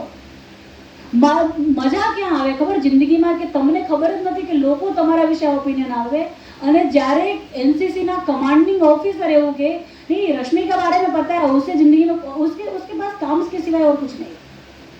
કોઈની લગ્નની કંકોત્રી આવતી ને તો મારા પ્રોફેસર આજે બી છે ડૉક્ટર રુદ્રેશ વ્યાસર, મારા સાયકોલોજીના હેડ, એ જ મને એવું કહેતા રશ્મિ આવું કંઈક શીખો, કંઈક છોકરી વેળા શીખો. પણ તમારી જિંદગીમાં એ બધા તબક્કા ઉત્તમ રીતે આવતા હોય છે. એવું નથી હોતું કે આમાંથી કોઈ કામ નથી થતા, પણ જે 26 વર્ષે થવું જોઈએ એ તમે 15 વર્ષે કરો ત્યારે એ કૂણું જ કપાય. અને નાભિનાળ કાપતા પહેલા પણ ડોક્ટર એની તૈયારી કરે છે. જે ડાળીને જ્યાં સુધી એને પ્રોટેક્શન આપવાનું છે આપવાનું જ હોય. ભલે ને છોડને ન ગમે, તમને તો ખબર છે ને આપણે શું કામ પ્રોટેક્શન આપીએ છીએ. તમારે શું કરવું? કોઈ છોકરાને આપણે ગમતા નથી, અરે ભાઈ સાહેબ એને તમે આજે ગમવા માટે ઝૂકી જાઓ છો ને, તો 25-26 વર્ષ જ્યારથી હું આ વાત કરું છું કે મારા પપ્પા, ત્યારે મને એવું લાગતું હતું. અમે તો જ્યારે આ દંગલ જોયું અમને તેવું થયું કે આ તો અમારા જ મા બાપ છે. એટલી કડક સિસ્ટમ, તાકાત નહીં હતી અમારી કે ચોપડી ખુલ્લી રહી ગઈ ને ઊભા થઈ ગયા હોઈએ. અને એટલે જ આજે મને આ સમજાય છે એ સાચું છે ને. અમને તો ઘરમાંથી ક્યારે વખાણ નથી મળ્યા, બોલો. જોકે એમાંથી હું એવું નથી કહેતી કે એવું જોવું જોઈએ, એમાં હું એમને કહું છું, પણ એ બંને પક્ષે જમીન તૈયાર હોવી જોઈએ. અમે હંમેશા ઘરે ક્યારેક તો અમે કંટાળીને ચારેય ભાઈ બહેન, ચારેય પાછા, and they are so success in their life. અમે ચારે વાત કરીએ તો અમે એવું કહીએ આપણે કેવું, આપણને તો કોઈ દિવસ કોઈએ વખાણ્યા જ નહીં, ક્યારેય પપ્પાએ એવું કીધું જ નહીં એકદમ સારું કર્યું. તો ક્યારેક તો અમે દુઃખીથી રડી કકડીને એવું કહેતા કે ક્યારેક તો એવું કહો કે અમે સારા છીએ. લોકો એવું કહે છે કે એને અમારા જેવા બાળકો જોઈએ છે. આમ લોકો આવતા કે અમારા છોકરાને માથે હાથ મૂકો ને તાર જેવા થાય, અમે અહીંયા સામે જતા અને પાછા એ એવી આંખે જોતા કે જાણે અમારી મજાક ઉડાડતા હે તમારા જેવા. તો આપણને એમ થતું કે જોવું જ નથી એ બાજુ, છોડો. પણ એકવાર જ્યારે આ બહુ જ કર્યું હતું ને, ત્યારે મારા પપ્પા ત્યારે કાંઈ ન કીધું. જ્યારે હું બહુ જ રડી કકડી ના કહેતી હતી, બહુ ધમાલ કરી હતી કે એકવાર તો એવું કહો કે તમને અમારી ઉપર ગૌરવ છે. હવે લિટરલી એવું કીધું, પપ્પા બધા આવડ મને નકામા લાગે છે કેમ કે તમને અમે કામના નથી લાગતા. અને આ બધું થયું 3-4 દિવસ પછી મારા પપ્પા ઉપર આવ્યા એન્ડ એમણે મને પૂછ્યું કે 2-3 મિનિટનો ટાઈમ છે. તો મેં કીધું કે હા. એટલે આ પહેલાં તો આપણી ફફડી રહી ને, એટલે એવું કીધું કે જો દરેક આખી દુનિયા વખાણે છે ને, તો આ જે ડાળી ફૂટે છે એ મૂળિયામાંથી જ ફૂટતી હશે ને. કોઈ એક તો એવું હોવું જોઈએ ને કે જે તમારી સફળતાને તમારા માથા પર ચડવા ના દે અને કડક થવો. અને એ વ્યક્તિ જે હશે એ ગમતું તો નહીં હશે. હવે એવું તમારી નજરમાં દુશ્મનને ક્રૂર થવા માટે કોણ દુનિયામાં તૈયાર હોય? તારા શિક્ષકો પણ તારી પ્રશંસા કરતા હશે, બધા જ કરે છે. Everybody was. એક મારા પપ્પાએ મને કીધું કે મને ખબર છે કે કોલેજમાં તારા સૌથી વધારે ઓટોગ્રાફ લેવાય છે. મને એ પણ ખબર છે કે તારો પહેલો ઓટોગ્રાફ 12મા ધોરણથી શરૂ થઈ ગયો છે. મને એ પણ ખબર છે કે લોકો તને આઈડલ માને છે અને લોકો તારી વાતને ખરેખર માનીને કરે છે. કે તને ખબર છે, મને એ પણ ખબર છે કે અમુક લોકો તારા ફોટા કટિંગ સાચવીને એને પગે લાગીને ભણવાની તૈયારી કરે. તને ખબર છે કે મને આ બધી ખબર છે. એટલે આવી વ્યક્તિને, આટલી એનર્જીને જો માપમાં રાખવી હોય તો એ પ્રોટેક્શન કેટલું કડક હોવું જોઈએ અને પ્રોટેક્શન કેટલું ક્રૂર બનશે. હવે આ ક્રૂર થવાની ભૂમિકા દુનિયામાં કોણ લેવાનું તારા માટે? એટલે મેં નક્કી કર્યું કે હું દુનિયામાં સૌથી ખરાબ બાપ બનવા આજે તૈયાર છું તારી નજરમાં. પણ આ પ્રોટેક્શન એના માટે છે. બાકી મને બધી જ ખબર છે કે મારા બાળકો શું છે અને એની કિંમત મને ખબર છે. એના પછી અમને ક્યારેય એવું નથી થયું કે અમને ઘરમાંથી વખાણ. અમે ઈચ્છતા હોઈએ છીએ કે મારી મમ્મી અમારી પર ભડકે. એ ભડકે તમને નોર્મલ લાગે, લિટરલી ભડકે. બધું કરવાનું, બીજાના છોકરા બધું કરતા અને તમારી પાસે કામ જ કામ. આજે શાક જાતે બનાવજે. એટલે હવે આપણે નક્કી કરીએ મમ્મી રવિવારે તું શાક ન બનાવતી, ભાત તું જ બનાવજે. આવું કહેવાનું કારણ શું? એટલા માટે કે એક તો પેરેન્ટ્સને એવું જોઈએ છે કે તમે એમની પર ડિપેન્ડન્ટ છો. કહી શકે ને આજુબાજુમાં આજની તારીખે ભાત તો મારા હાથના જ ખાય. દે આર ફીલિંગ પ્રાઉડ. આ કામ એમને ગૌરવ અપાવે છે. અને સેમ વે શાક તો એ જ બનાવે એનો. અને પાછું બીજે કેવી રીતે કહે કેમ સેમ કે શાક ન બનાવે તો હું જમાડું જ નહીં. They are feeling proud. Technical. પણ being a parenting is a tough job, very tough job. આ બે વાત મેં મારી તમને એટલા માટે કરી કારણ કે એમાંથી જ હું આ સમજતી થઈ છું. મેં નક્કી કર્યું હતું કે નહીં, અમુક પ્રકારના ટીચર તો જિંદગીમાં એટલા માટે આવ્યા છે કે સમજાવી શકે કે આવા ટીચર ન બનવું. સિમ્પલ એવું જોઈએ ને. તમને કેટલા શિક્ષકો તમારી જિંદગીમાં યાદ છે? છે, તો બીજા બધા એટલે જ આવ્યા હતા કે આવા ન બનવું. સેમ વે કેટલીક ઘટના એના માટે જોઈએ કે ના કરવી. પણ આ બે વસ્તુ તમારી પાસે મોબાઈલ માંગવાની હિંમત કરે તો તમે પૂછો ને શું કામ છે. લેસન માટે મોબાઈલ શું કરવા, તો આવીને સ્કૂલમાં આપ્યો છે ને એની સામે શિક્ષકને ધમધમાવવાનું, પહેલેથી વાત કરી લેવાની કે હું એટલા માટે આ કરીશ. શિક્ષક સાથે કમ્પ્લીટ ડ્રામા સ્ક્રિપ્ટ બનાવવાની અને એવું શરૂ જ કરી દેવાનું. તમે લોકો ક્લાસમાં નથી કહેતા તમારા કારણે મારે મોબાઈલ આપવા પડે, એટલે પેલું તમારાથી ઘરે બીજી વાર નહીં માંગે. એને ખબર પડી ગઈ ને કે તમે ચોરી પકડી શકો છો, પણ એને તમે એવું નહીં કહેતા, એની તું ખોટું છે એવું કહેવાનું જ નહીં. ટેકનિકલી જ અમને હેન્ડલ કરવા પડે, કારણ કે આ પ્રજા હવે ચીટિંગ વધારે સારી રીતે સમજી છે. પહેલા નહોતી સમજતી એવું નહીં. મને યાદ છે કે એકવાર મારા પપ્પા મને બહુ ખીજવાયા હતા ને, તો આપણે શરૂ કર્યું વાંચવાનો ટાઈમ થયો. આપણે સંસ્કૃતની ચોપડી લીધી, 11મા ધોરણની વાત કરું છું. એમાં યત્ર નાર્યસ્તુ પૂજ્યંતે કરીને એક પાઠ હતો. વાંચવાનું શરૂ કર્યું, બરાબર, રડતા રડતા. મારી મમ્મીને તો ન ખબર પડી કે શું કરે. મારા પપ્પા ઉભા થયા, એમ કે જે સ્કૂલમાં તમે ભણો છો ને એમાં અમે પ્રિન્સિપલ છીએ અને ઓફિશિયલ પ્રિન્સિપલ છીએ, એટલે આજે સંભળાવી રહ્યા છો કે સ્ત્રીનું માન રાખવું ને આ બધું એ ખબર પડે, પાઠ બદલ અને ગણિત લઈને બેસ, પતી ગયું. એટલે being a parent you have two update your self. અને એનું કારણ છે કે મેં મારા મા બાપને ક્યારે નથી જોયા કે અમે ભણતા હોઈએ ત્યાં સુધી કોઈ લગ્નમાં જવા માટેની વાત એમણે કરી હોય, એ કોઈ મહેમાન ન ગયા હોય. અમે નથી જોયા કે એ ક્યારે વેકેશન માણવા માટે પોતાના ટાઈમની વાત કરતા હોય. અમે નથી જોયા કે એ ક્યારે અમારા ઘરમાં તો લિપસ્ટિક આવી જ અમારી જનરેશનથી છે, અમે ક્યારે આ જોયું હતું. એટલે અમને સમજાતું હતું કે આમની જિંદગીમાં આ જ કેન્દ્રમાં છે, તો પછી મારી જિંદગીમાં આ જ કેન્દ્રમાં આવવું જોઈએ. અને આજે જ્યારે પણ અમે કશું સાચું કરીએ અને ખોટું દેખાય ને ત્યારે પોતાની જાતને જાળવીએ. મેં ફેસબુક પર પોસ્ટ પણ લખી હતી, વર્લ્ડ સાયકલ ડેના દિવસે પણ અને મેચ ડેના દિવસે પણ. હું તમને લિંક બી મોકલીશ, હું ગ્રુપમાં મોકલી દઈશ, પછી ટીચર્સ તમને મોકલી દેશે. કે જ્યારે સાચું કરવું છે ને, અમને એવું લાગે કે આ અમારી જવાબદારી છે, કારણ કે સમાજનો વિશ્વાસ અમારી ઉપર છે. અમારા પેરેન્ટ્સે જે અમારા માટે કર્યું છે એના માટે અમે જવાબદાર છીએ. બાળક ઉપર વિશ્વાસ કરવો એટલે એવું કરવું કે એને પૂછવું. તમને ખબર છે કે તમારો છોકરો ખોટું બોલે છે, પણ છતાં એને આંખમાં આંખ નાખીને એની આંખમાં ઝબકારો થાય એ રીતે એની હથેળીઓને એની ચહેરાને બે હથેળીઓ વચ્ચે લઈને એની આંખમાં નાખીને કહેવું કે બીજું ગમે તેવું ચાલી રહ્યું હોય સમાજમાં, પણ મને તારામાં વિશ્વાસ છે. આ કેવી ઘટના છે ખબર? તમે ગામડે જવાના હો, કોઈ લગ્ન હોય, તમે બહાર જવાના હો, તો તમે તમારા ઘરેણા કોઈ જગ્યાએ આપો છો ને, કોઈને કહો છો કોઈ કિંમતી વસ્તુ, તમે ત્યારે શું કહો છો?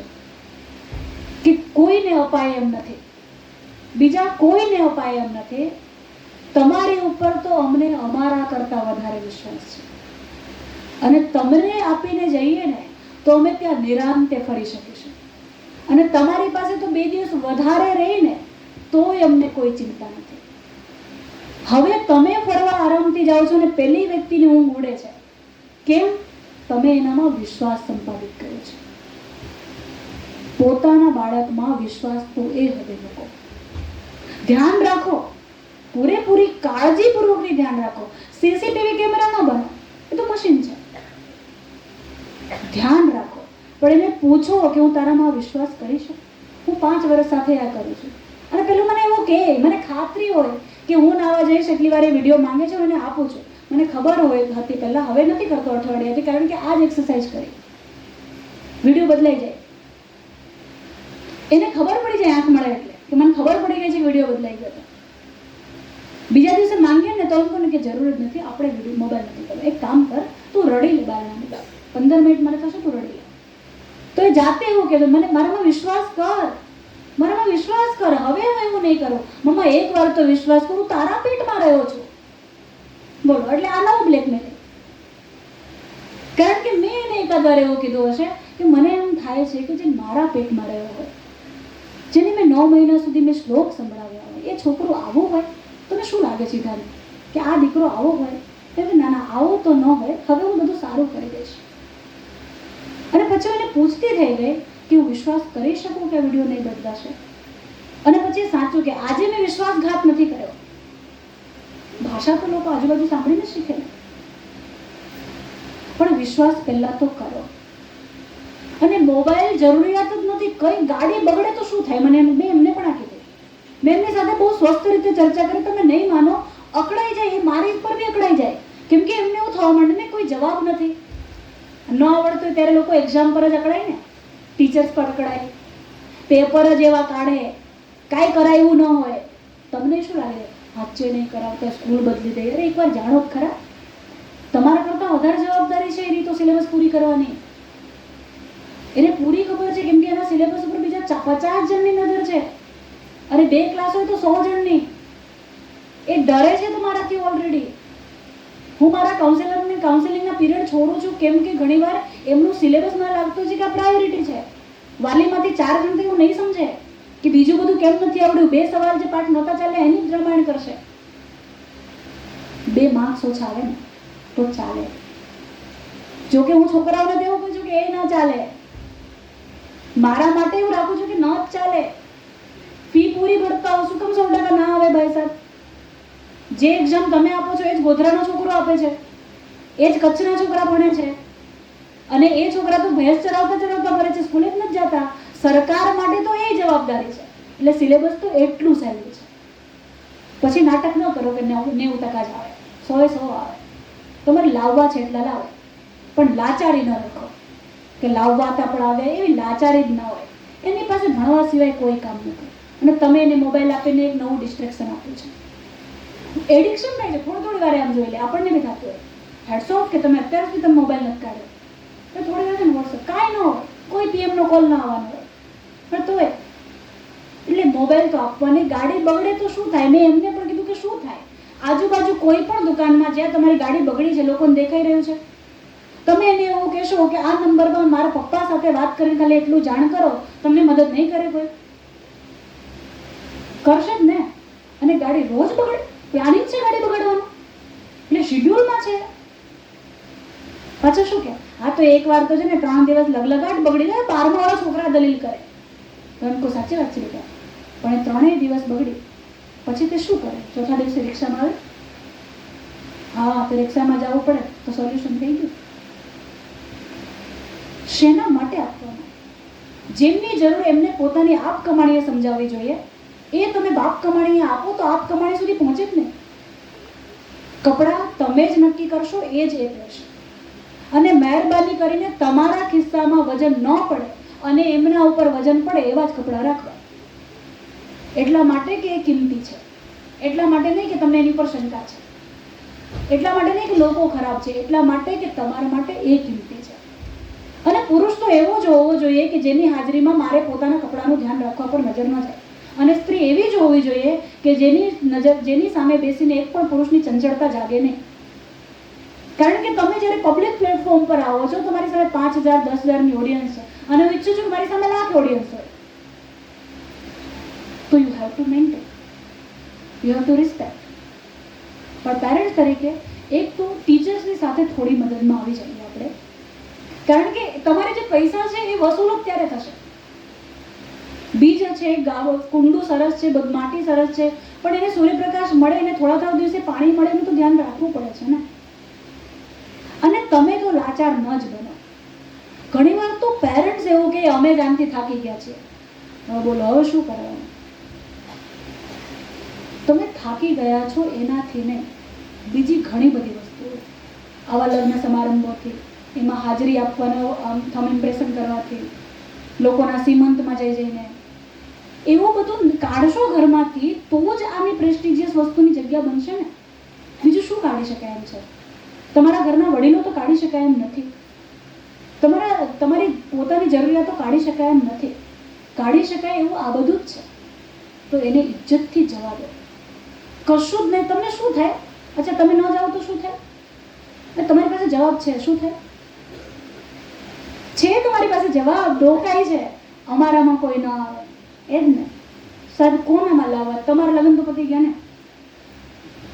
લગ્ન એ શું છે? મારી ભાષામાં પણ તો એક બહુ મોટું કામ છે. આપણે બધાએ પતાઈ નાખ્યા.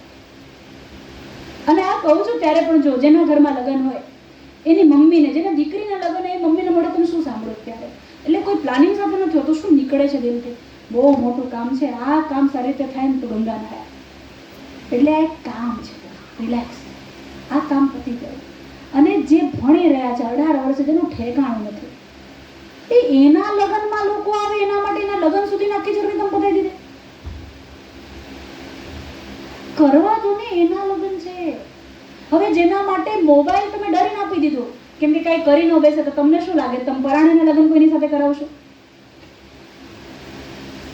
તો મહેરબાની કરીને પોતાની જિંદગીમાંથી થોડી સફાઈ કરી નાખીએ. આવું બધું જવા દો, કાંઈ બગડશે નહીં. You will feel proud. મને મારી મમ્મીએ એકવાર કીધું હતું 23-24 વર્ષે કે હવે જવું જોઈએ, નહીંતર કોઈ નહીં આવે. તો મેં કીધું મમ્મી, હું તને ખાતરી આપું છું, જે લોકો કોઈના લગ્નમાં નહીં જતા હોય છે ને, અને જેમના માટે ખરેખર રિસ્પેક્ટ છે, એવા લોકો સામેથી કહેશે કે અમે કોઈનામાં નથી જતા, પણ તારામાં આવું. અને એટલાની જ જરૂર હોય. હું તો છોકરાઓને કહું છું કે જે તમે જે લગ્નમાં તૈયાર થાય છે, વાળને જેલ લગાડીને, ઘરમાં આટલો બધો કકડાટ કરીને, આ જ ડ્રેસ, મજાની વાત તો ક્યાં છે ખબર?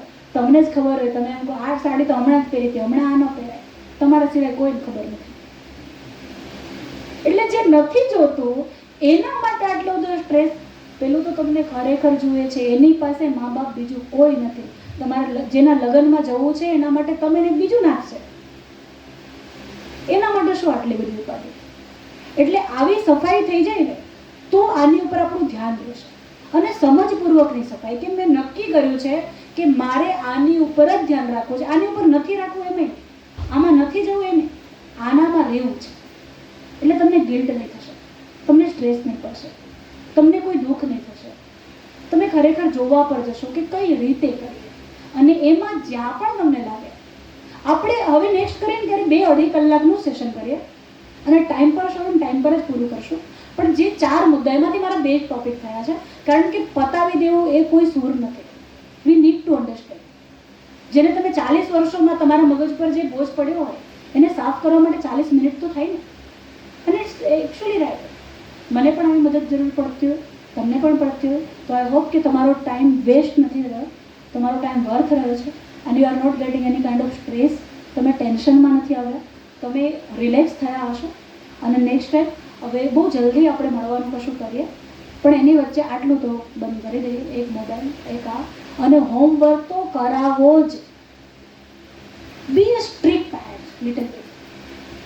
નો શું કરે હોમવર્ક, અને જો એમ કેમ કે પતી ગયું તો એવું કહેવાનું સારું, કાલે જઈને સ્કૂલવાળાને જ પૂછું છું કે કેમ નથી આપતા, અને આવી જ જવાનું. કેમ કે આ આપણું સહિયારો પ્રયત્ન છે. તમને બીજું કે આપણને બીજું કે, હવે જો આ જો મેસેજ જેટલા લોકોને નથી મળ્યો, એમને તો મળ્યો જ છે, એમને કહેવામાં પણ આવ્યું છે, એમના ક્લાસમાં એમના ટીચરે સૂચના પણ આપી છે. માની લીધું કે વોટ્સએપ બંધ રહ્યું હોય, બરાબર, પણ એમને કહેવાય છે.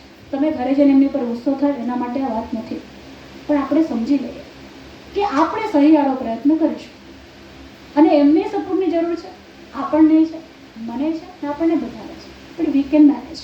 Okay, so thank you so much for coming. અને તમારા આ ટાઈમ વધ્યો એના માટે પણ I am not sorry, because I know that and we both know we were not wasting our time. So thank you so much. Thanks.